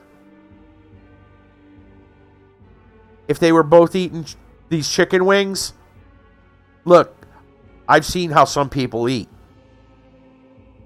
I'm not sure if that's going to be good enough evidence. I know people that can get stuff like wing sauce like on their shins, on the back, like on their calves. Like, there's some messy eaters out there. I'm just saying, I'm not sure if that's going to qualify as evidence, depending on how messy of an eater they are. Anyway, the victim said she tried to get away from the defendant by running with her baby to a bedroom. According to the arrest affidavit, there was an audio recording of the incident. When the victim didn't open the door, the defendant is heard yelling, "I'm about to beat your effing blanks." I don't know what the it may be. Oh, wait a minute. It might be. Okay, no, your butt. It's another word for butt. I had to count the number of asterisks we had. The number of asterisks we had. That gives you a hint. Okay. I began violently banging on the door, which could be clearly heard on the audio recording, the affidavit said. During questioning, officers said Robert Francis Audette, 39, admitted getting mad, throwing the wings, but he did not intend to hit the victim. He also said that he went to the bathroom to get his cell phone from the victim. An astounding assessment. That's right. Audette was charged with assault and booked into the Sumter County Detention Center. He bonded out Monday afternoon. They don't say for how much. Quite an assault. Indeed.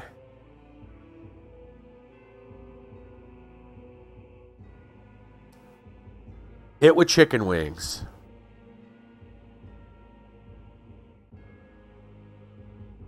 And that's we've talked about this before.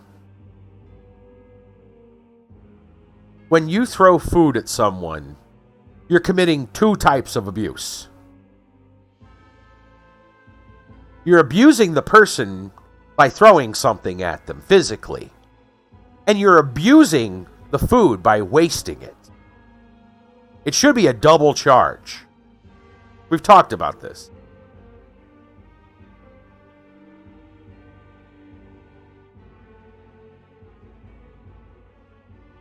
Throwing chicken wings.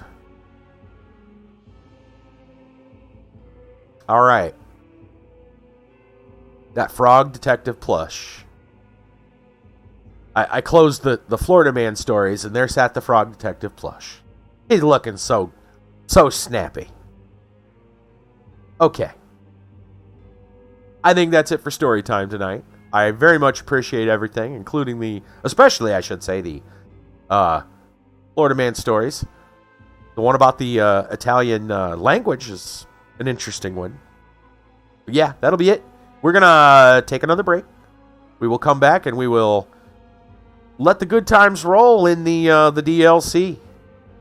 See you in a bit.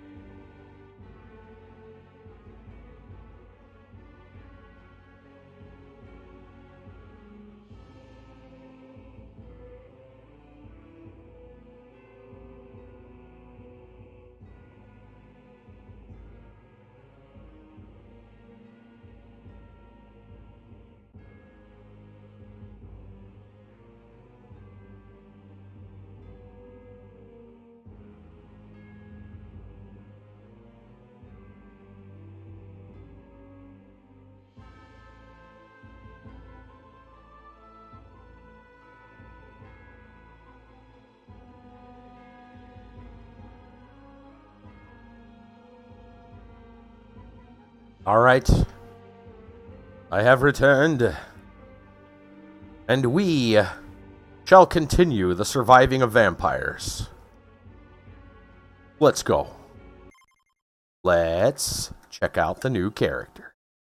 Maruto. We're gonna chill at the lake. We need to check out the new stuff. His music is called Slaying Dragons. Nice. Let's go. I forget. I think we need to survive 15 minutes with him, and I think we needed to evolve his weapon. I believe that's what they said.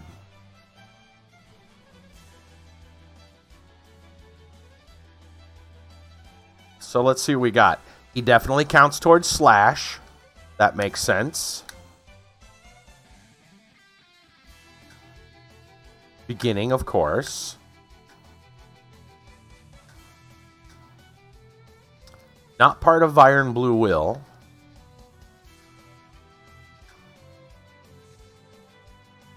Not there. And that's Game Killer, so it looks like we're going to go ahead and start with Slash.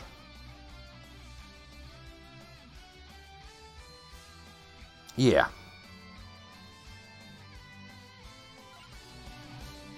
Alright, let me check. Let's take a look at our Grimoire. Aha!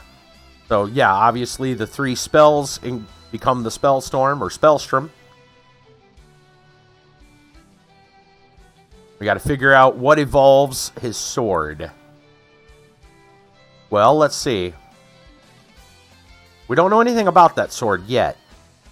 It's a big sword, so maybe Candelabra, because area. We don't know what the attack even looks like yet, but I'm just guessing. The mask has been used to upgrade a sword before. The Tarona's box has been used to upgrade a sword before. Knives evolve with the bracer. Candelabra with the axe, which isn't a sword, but let's see. Shield with the weapon handles. Let's see, what else? What else? I guess that's about it. Let's see what the attack is like. Maybe we can figure it out.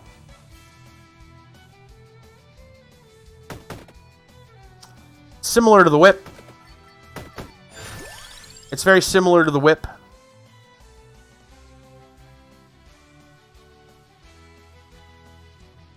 And since we were on slash, let's go ahead and take knife as well.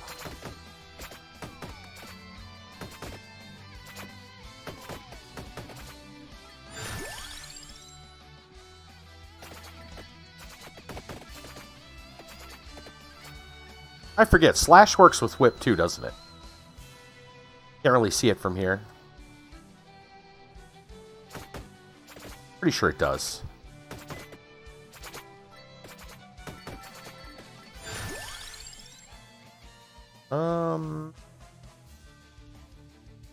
I think I'm going to reroll.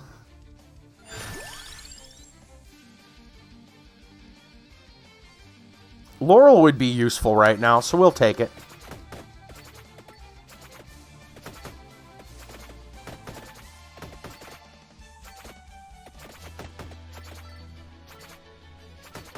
Get down here in the open.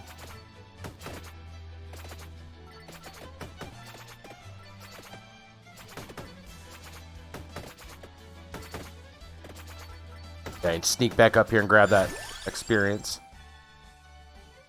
Excalibur! I wonder if there's a sword stuck in a stone somewhere.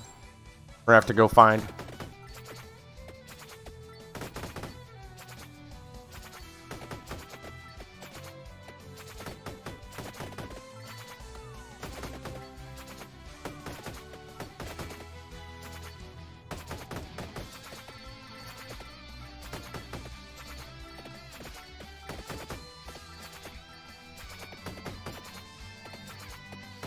Ooh, ow, ow, ow, ow. Okay. I don't think any of those are going to do it, so let's re-roll. Garlic's just a good one to get right now. We'll take garlic just for ease.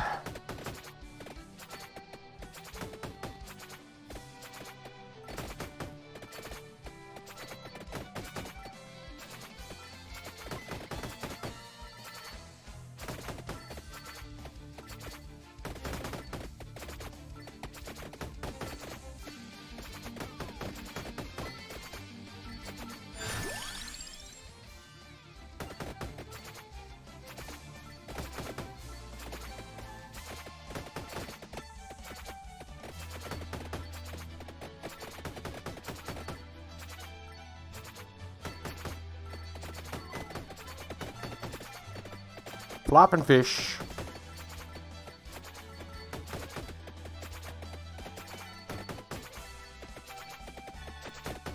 Oh, we should go check out the names of the creatures in the bestiary, too.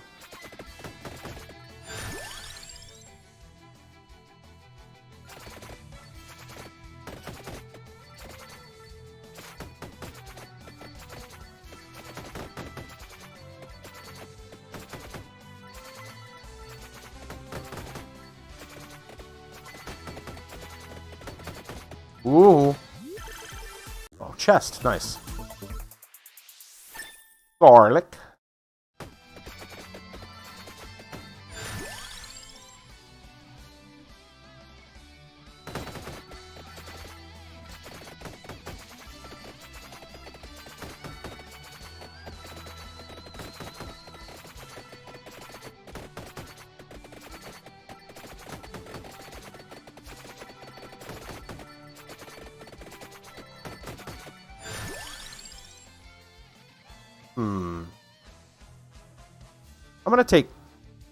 I'm gonna take candle here.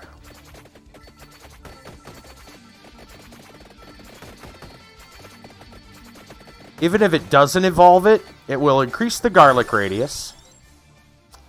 And we could then get axe, which also works with slash, so.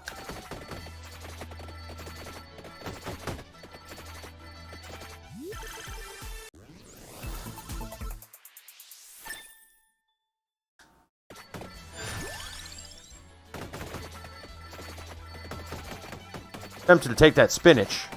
Just because spinach. Whoa, what the heck just happened there?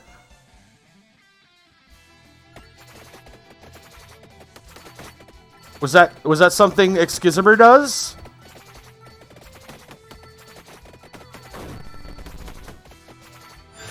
I don't know if that's him doing it or if that's like something in the area that we're doing. I'm not sure yet. We're gonna find out. No, that's something he's doing. It must be the bustin' from the bustin' sword there. Once it levels up, he gets an AoE. Yeah. The ground pound. Yeah. That's pretty sweet. Good reason to take that candle then, I bet. AoE, man.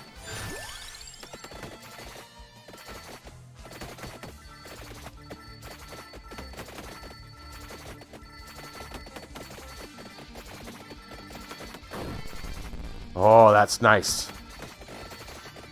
Reminds me of the Warriors Ultimate in AQ3D.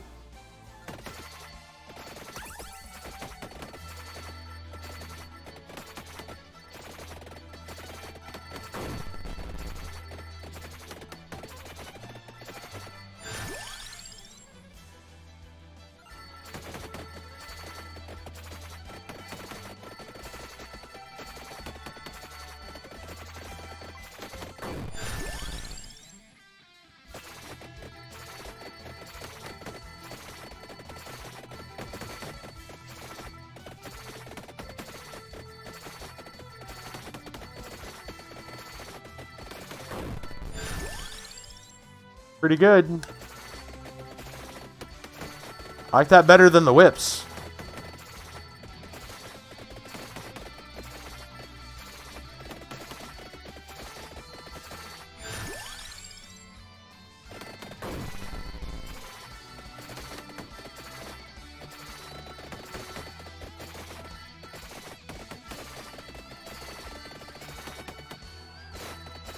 Oh. A little bit of lag on that one. My guess is we're probably at a spot where the enemy spawns change. Yeah. We need to figure out how to increase the frequency on that. Probably just cooldown. I don't think it's a case of crit. I think it's just a... Like, every so often he does that, a big attack. So the faster we attack, the more often we'll see it.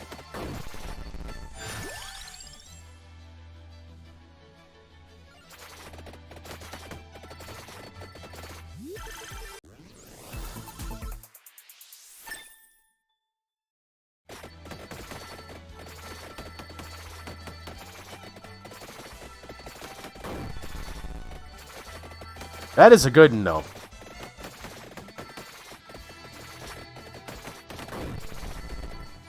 Now, that one seemed a little more often.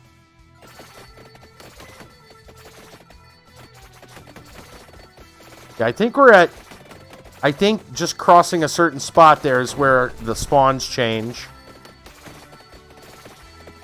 The border zone, you might call it.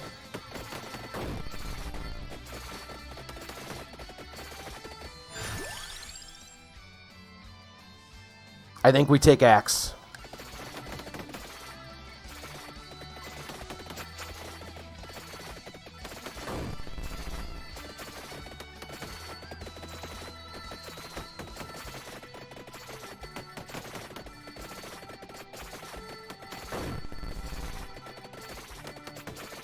Pretty good.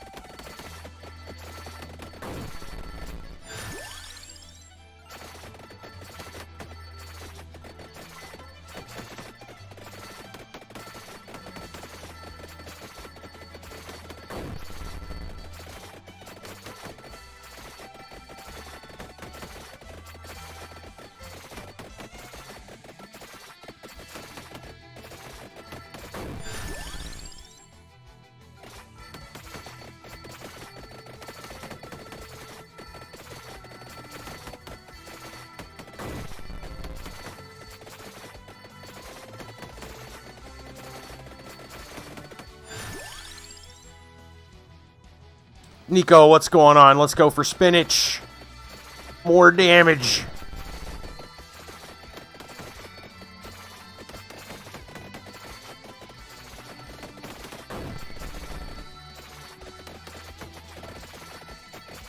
I'm telling you, we are on a border zone. It's got to be what's causing that little spike. We cross over it. Ah, that's right.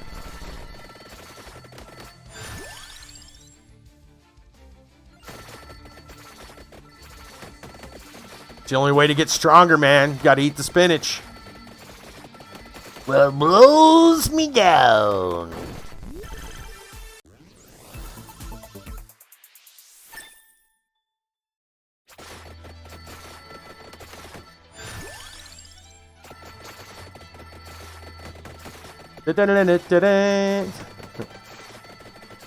Surprised it doesn't make that sound when you obtain it.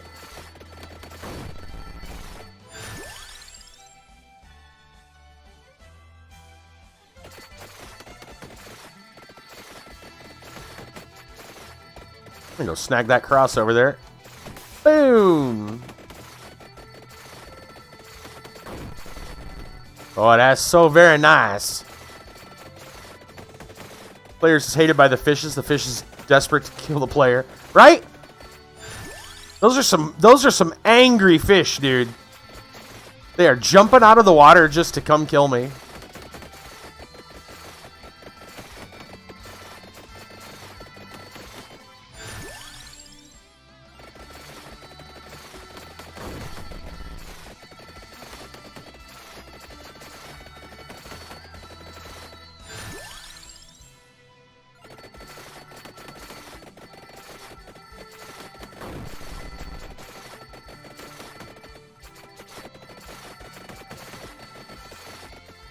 You want sashimi? Would you like some floor chicken? I can get you floor chicken.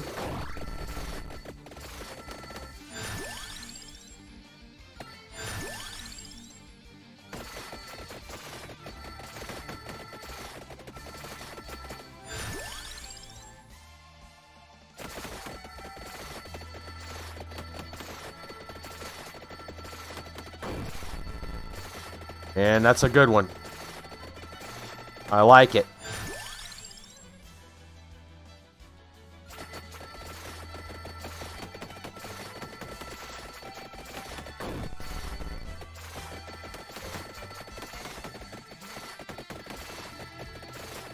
Hey now.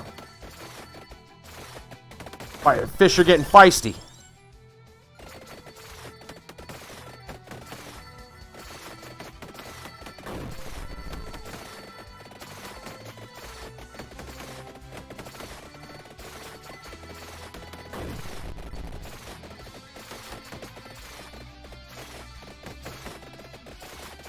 Here come the cornmen.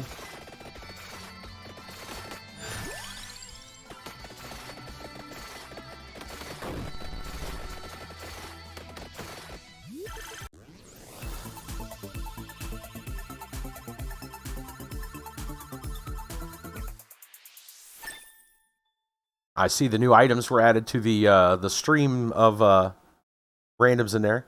Seal's got problems when the fish is all gone. So now they're after the player too. That's right. The seals are mad. Where are the corn guys going? They're running away. Come back here. Uh-oh. Some fast food's what that is.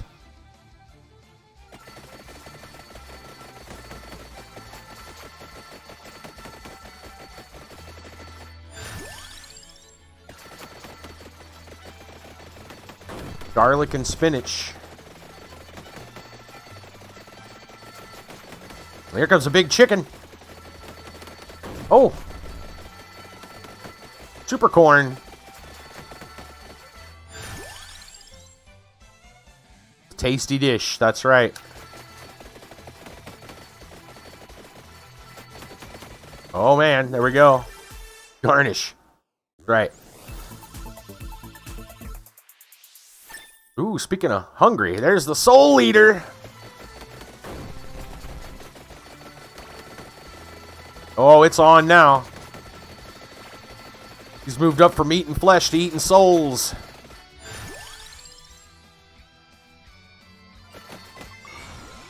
All right. Tragic Princess still works with our Soul Eater, but I think we can do better. Counterpart does not work. Twilight does not work. Iron Blue Will for axe and knives. We'll take that.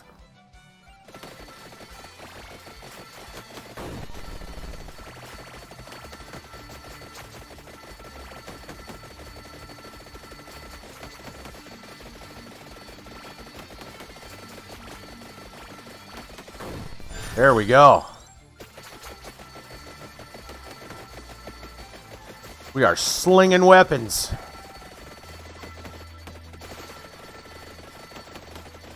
We haven't really left the starting area, though. Feel like a bit of a slow start, but we might be at a point we can do that. Seals are going to be jerky seals. Yep. Grind them out. Seal jerky.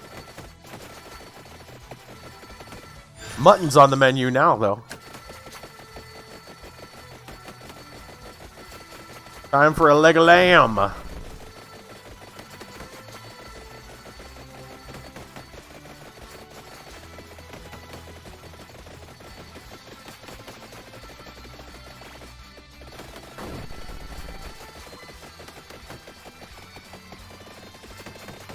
Yeah, I think it's time we travel a little bit. We got to figure out Mystery of the Lake.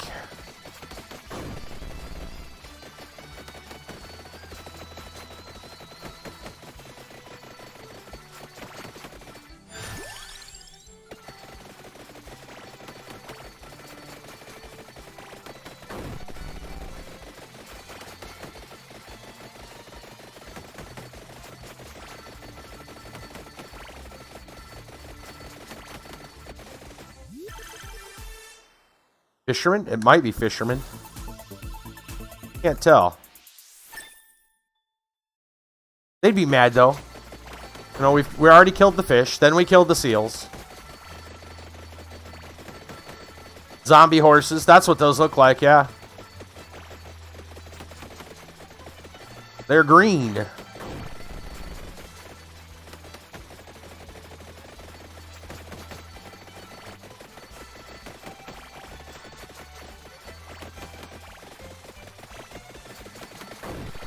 Glowing yellow eyes, yeah. I don't want any of those. Those are related to spells. We're not casting spells here.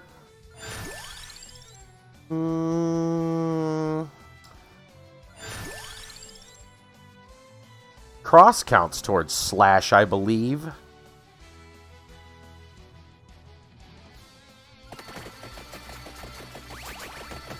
Imagine not casting spells. That's right. Well, he does have... He's got a pretty good spell. It's like sword to face. It's pretty good. We'll take the clover to evolve the cross. Sure. Ooh, weapon cooldown. We want that. We definitely want that.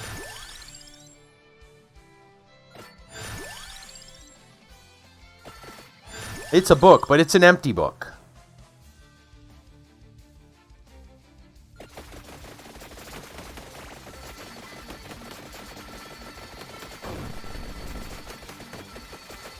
He doesn't use it to read or write his spells down.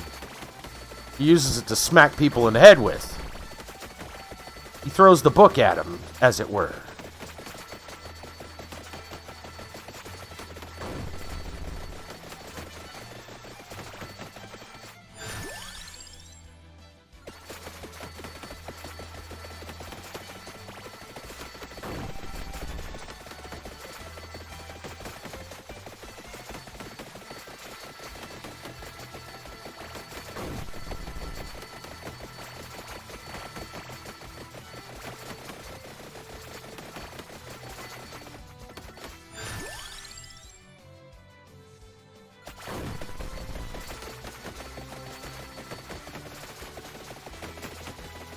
Can't play along.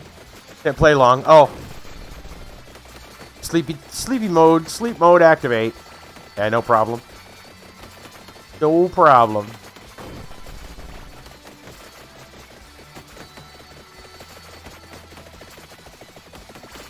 I've noticed sometimes when I'm playing this game, if I'm like only a little bit tired, like I can kind of go into a trance and then get really tired.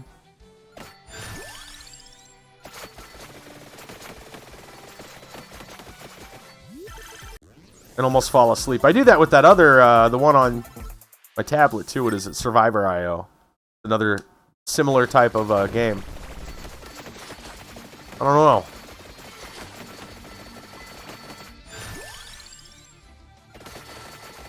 Maybe it's some different, like, form of epilepsy. Maybe it's narco-epilepsy.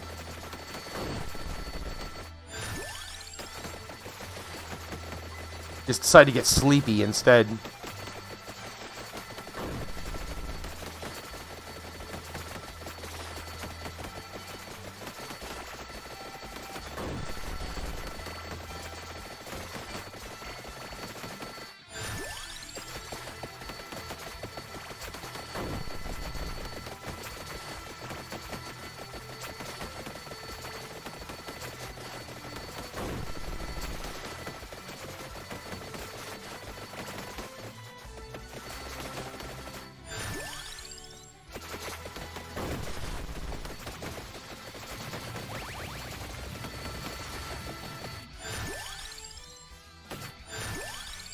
Alright, Death Spiral.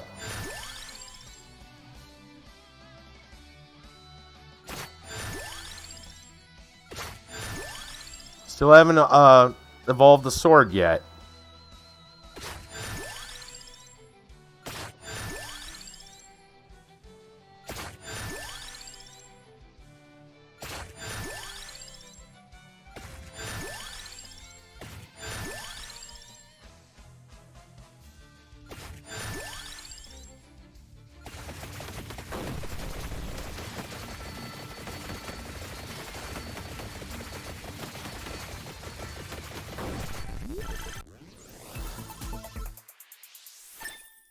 Well, it's not quite the sword we wanted. That's the heaven sword.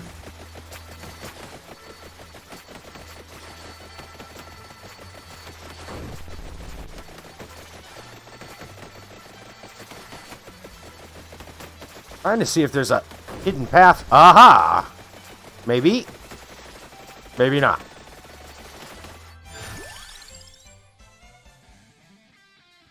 That's an amount. I'll take that one. Wait, wait, wait. Found it. Found it.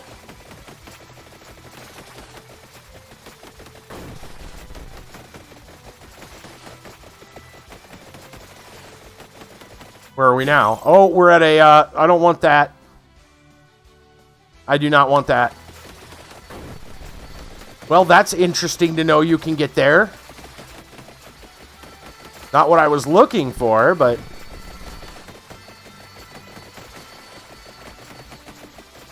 Egg.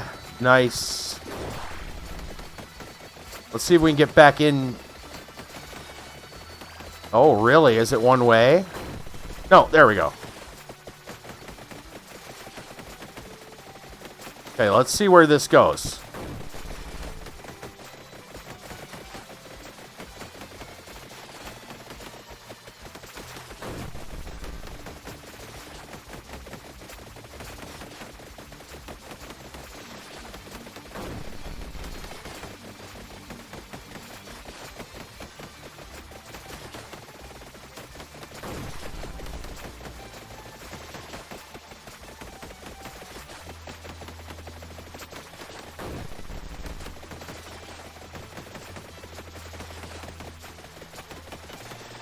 We are pretty far to the left. We're getting there.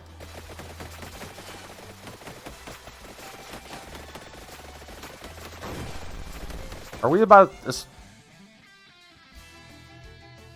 relatively far south, too? He's got a badge back there that I didn't pick up. We're going to need that. That might be what we need to evolve the sword. Dang it. It's not that far. We can get it. His academy badge is back there.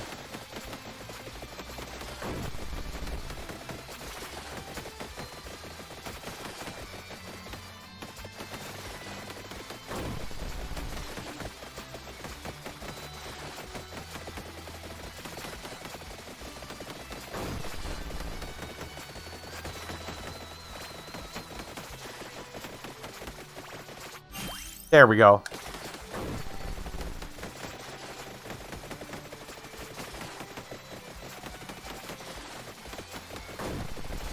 All right, now let's go this way.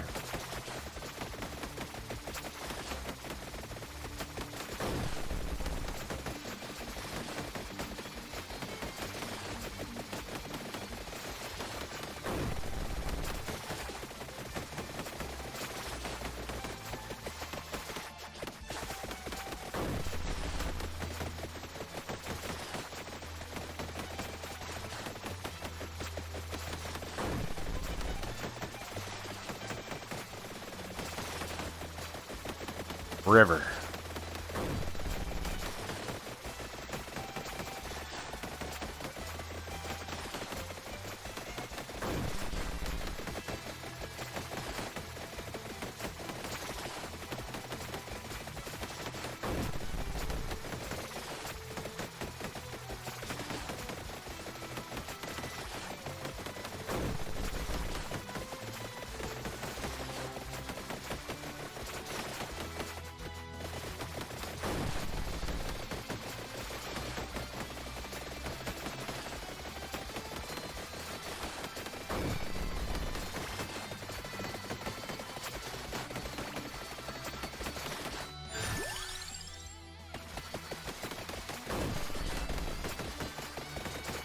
Lantean, die.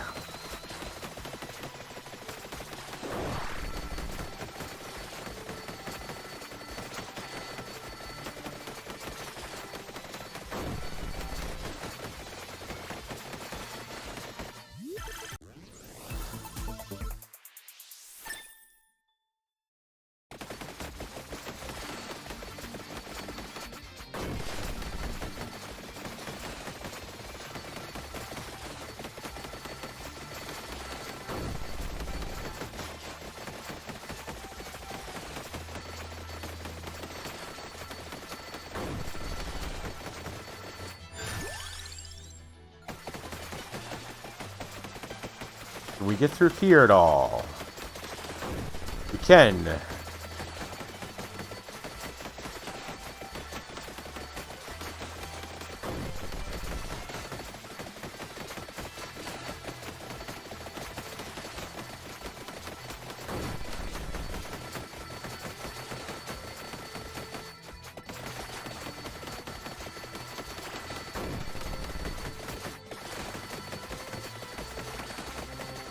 We're exploring.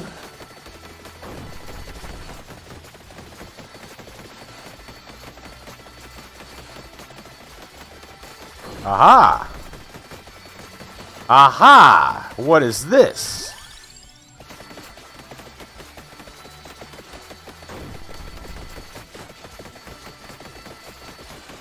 Oh, isn't this where the stag is?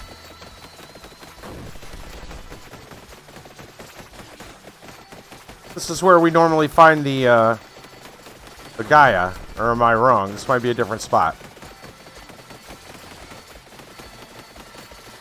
This is like where the mantises are at. There's the big green guy.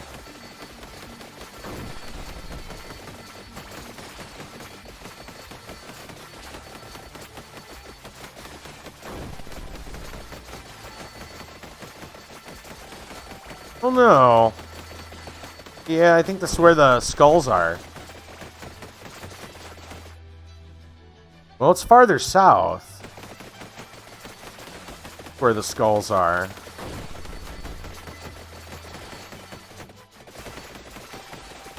Going back for a chest. Dang it. Alright.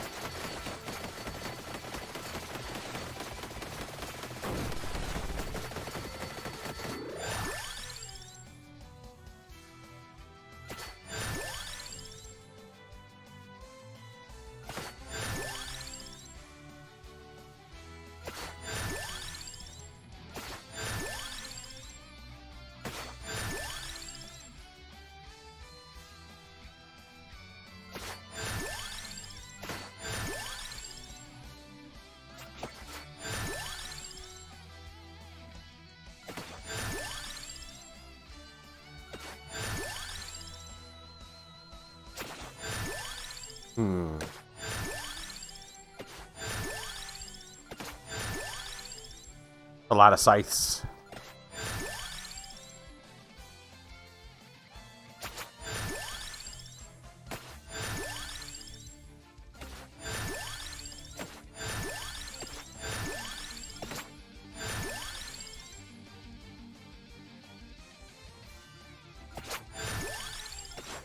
Wow, how much XP did we get?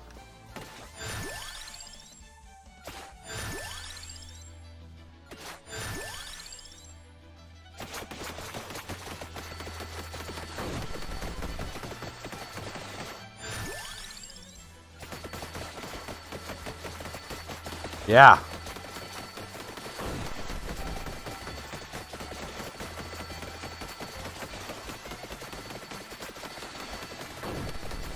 Alright, I'm gonna come back this way.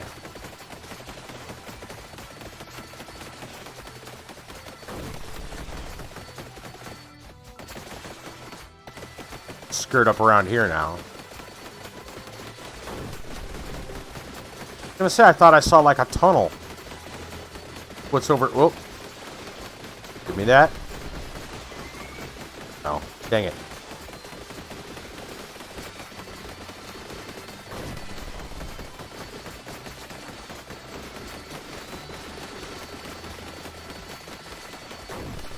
Yeah, we still haven't found what's needed.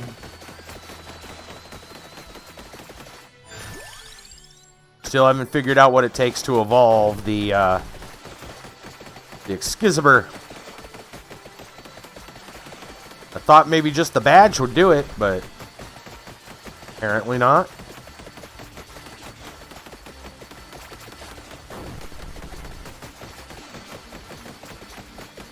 Where are we anyway? Mushroom Land, okay.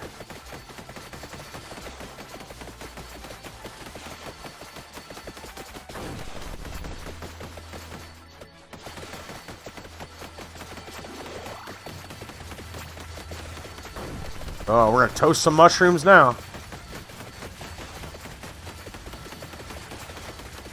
Got Bowser's Fire. Get out of here, Toad. Nobody likes you.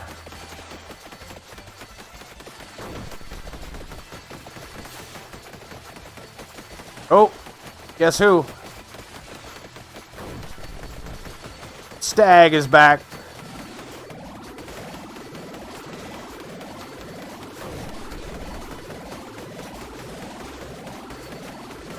Wait a minute. I don't remember him doing that before.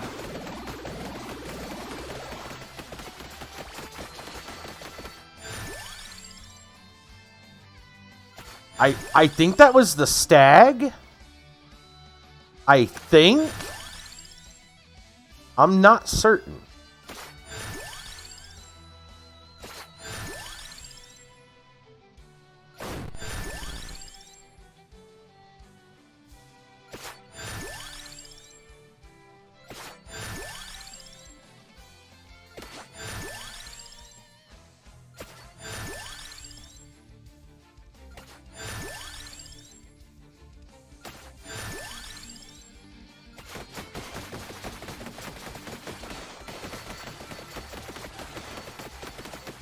You know what, though? I have a bit of an idea. The stag glows green. I wonder if I have to kite the stag to the emerald.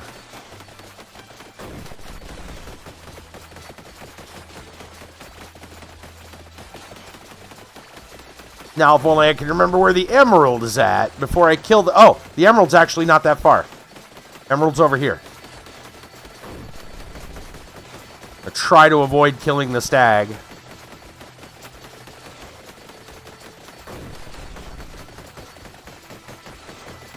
It's harder than it sounds, considering most of my attacks go wherever, except for the knives. Yeah, I think it's up here. Yes, it's here. Come here, stag. See if this does it.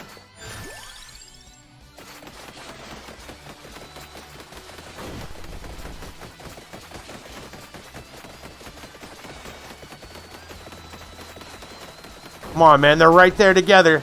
Does that do anything?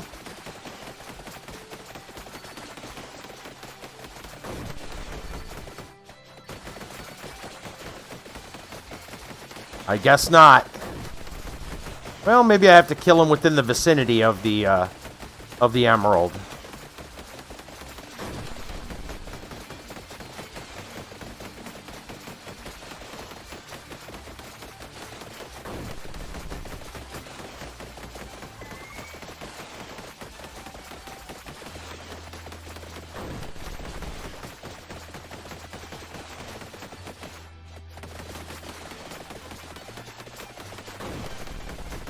I feel like this is right.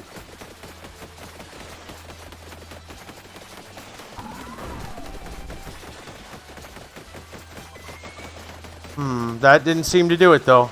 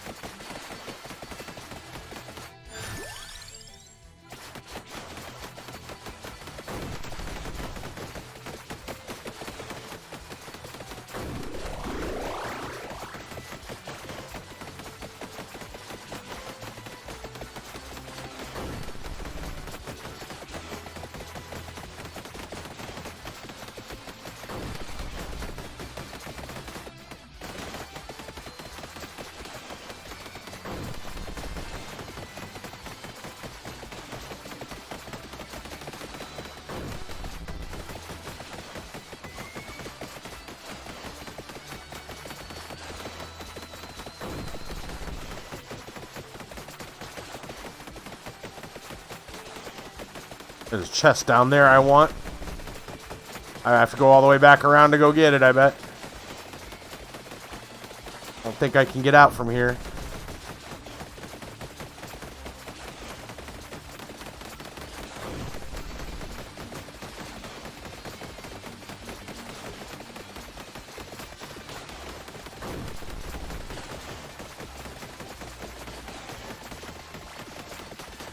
Another Atlantean.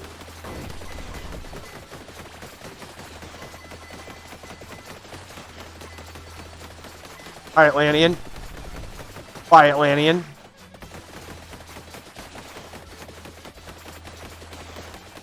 Alright, where's that chest at? Southeast of us.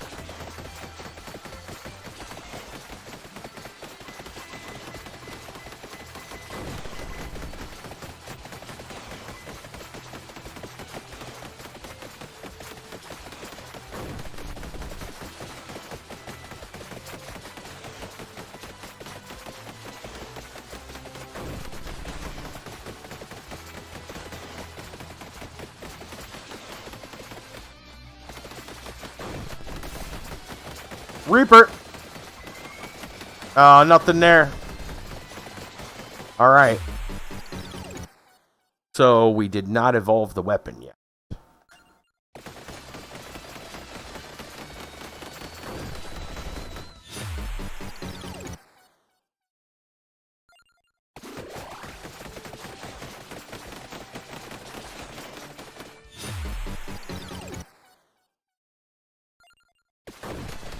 Reaper, come here. Hit that crystal for me. No? Dang. Okay. But we did survive 15 minutes. Skizziber. Excuse me. Okay. Let's look at the unlocks. We need to evolve it, and we don't know how yet. We obviously have not defeated 6,000 total Sammys yet. While we're at it, why don't we should probably stop here soon because it is getting close to 1. So why don't we go back and look at the bestiary and see our new fellas.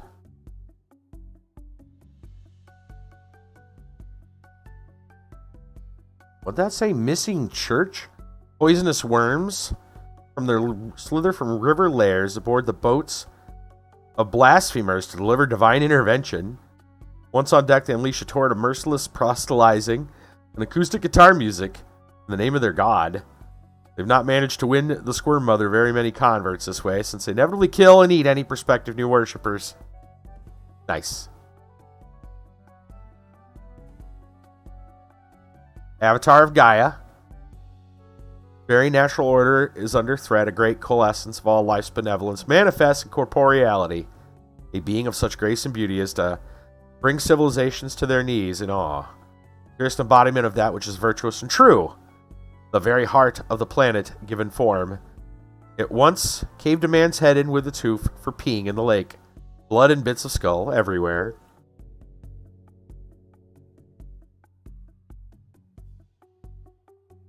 The ghostly apparitions. Genuine, bona fide, honest to goodness ghost. Only kidding, ghosts aren't real. Never will be.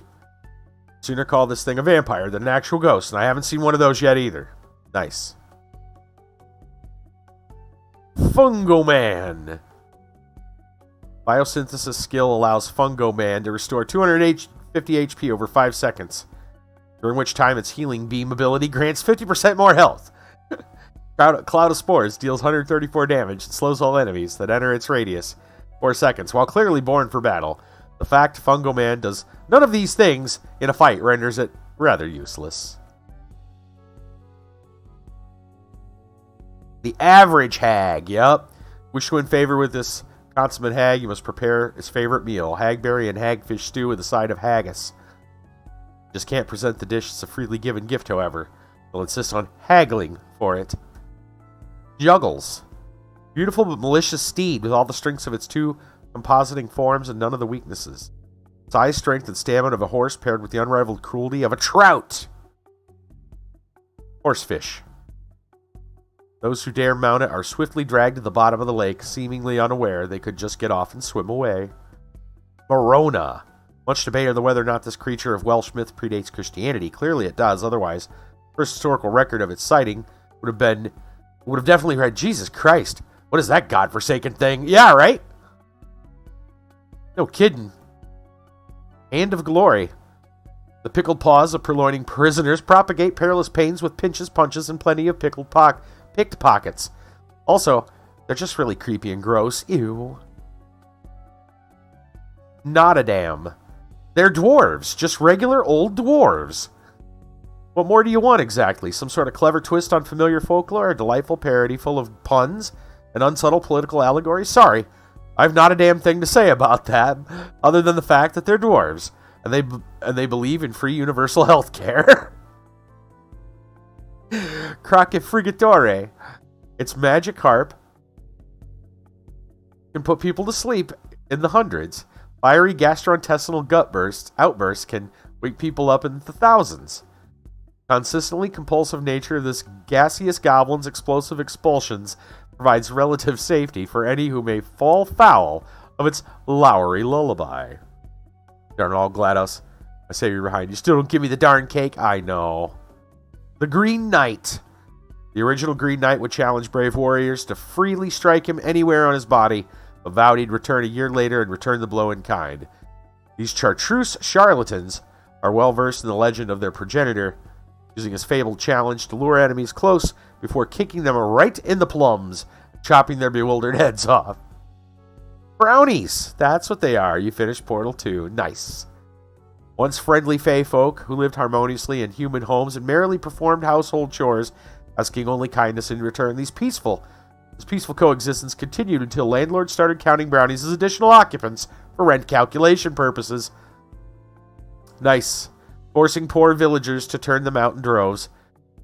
Their brooms, once wielded in the name of domestic cleanliness, are now poised to draw blood, or at least cause moderate bruising. Sammy the Caterpillar. Caterpillar cake. We've defeated almost 5,000 of them. It's the Caterpillar cake from Vampire Survivors and the Vampire Survivors family of products. If you're age 30 plus, you owe it to yourself to have Sammy the Caterpillar for your birthday cake. Sammy the Caterpillar is a trademark of Vampire Survivors. Brand, Sammy the Caterpillar is not suitable for ages 1 to 29. Sammy the Caterpillar is not edible. Sammy the Caterpillar is not responsible for any Sammy the Caterpillar related injuries.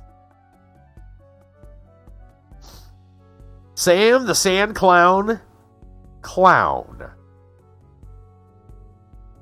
Don't frown, don't frown. It's Sam the sundown clown. When dusk draws near, it's him you'll hear. But feel no fear, should Sam appear. Just smile and laugh with the merry moon calf. Smile and laugh while he tears you in half.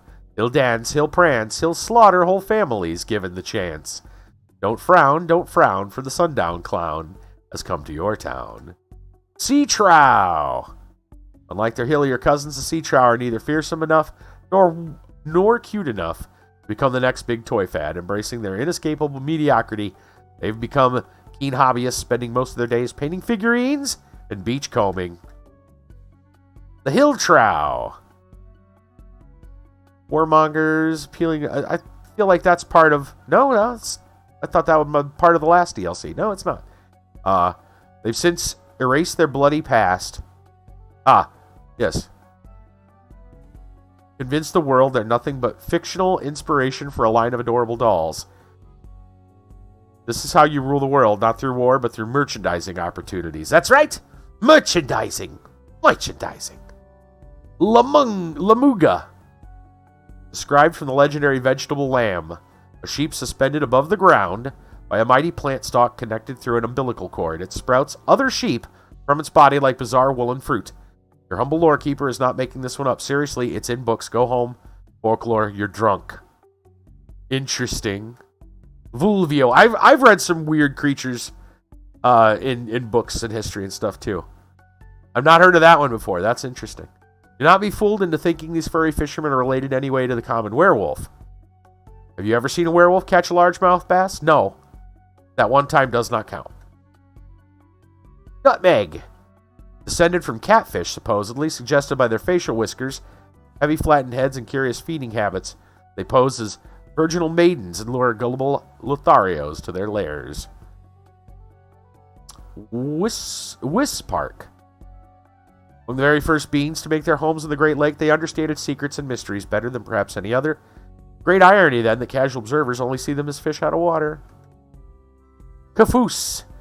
These handsy mammals are among the most intelligent of all in the realms. One is skeptical of such claim, however. They seem to do nothing more clever than run mindlessly toward their enemies in droves. When has that ever worked? Chompo. Poor little goblins, tired of being misrepresented as sneaky backstabbing thieves. Be warned, you choose to slander them, they just might sneak up on you, stab you in the back, and swipe your purse. And now we're back to the guys from the other game, the other DLC. So, we still have yet to see, what, probably a good dozen entries here? 7. Oh, more than a dozen. About 20. About 20 entries. So we still have a lot to look at. Unfortunately, that's not happening tonight. So, yeah, I'll just leave this music on. There we go. Good stuff. We'll be back tomorrow night with more Vampire Survivors. For sure. I believe what we're going to do, for anyone wondering, is we're going to play Vampire Survivors DLC, finish that up. Probably go ahead and finish up Henry Stickmin, since we have that installed and we're so far into it already. Then I want to go ahead and I got to go install them, but I'll go grab the Grace Bruxner games. That's of course the Frog Detective head developer. We'll go get the prequels, so to speak, of the Frog Detective. I'm sure they're nothing like the Frog Detective, but I've heard like the dialogue and stuff is very good. That's what I was reading about the game, so I'm guessing that the witty banter will continue, or did continue, I guess, in the Frog Detective and started in the other games. We'll see. After that, I'm not sure, but I'm kind of leaning towards War Machine Tactics. I've been really wanting to play that, and I never got around to it. I don't know yet. We'll figure it out. There's tons of stuff to play, though. Tons and tons and tons. Anyway, that's going to be it for the night. Drop the outro on y'all. I even put up some new stuff. Look, the Fez keychain. It's no longer the mystery QR code. Something new. I figured I'd give you guys a little preview of some of the stuffs. I am currently working, not just on Perlers, but on getting the coffee site. You can tell that's been added now to our growing list there. I'm working on that, as well as fixing whatever this was with YouTube, where most of my VODs have been unlisted. I didn't realize that many were unlisted, and I'm like, no, these should be listed. I mean, I got like an entire Gothic playthrough and tons of stuff. Tons of live streams, just not listed. So, I don't understand why. But I'm turning them all back on, and it's taking a while. But in the meantime, I'm also like adding them to playlists, and I'm trying to spruce up the YouTube site a little bit. Like spring cleaning for cyberspace. I don't know. So, sidetracked on that, but, you know, whatever. It'll all get done eventually. I'm working on it, little at a time. Anyway. Yeah. Lots of stuff going on. That site, though, that coffee, looks like it's going to be really, really useful for me. I got to see if there's I know there's a search feature or browse. I want to see if, like, you can just search for an item or something, or a topic, and like it'll show up all the creators that have it. Because if that's the case, then you're basically looking at like an Etsy alternative or something thereabouts, which is cool. That'd be really cool if it works that way. We'll see. I'll have to look into it. All I know is it has a shop and commission options and everything else. I didn't realize they had all that. Well, they have grown significantly since. Anyway, yakety smackety, I think we're not going to raid anyone. We don't have that many people on now. Everyone's kind of dwindled out. So, more Vampire Survivors tomorrow night. We'll see you then. Take care, everyone.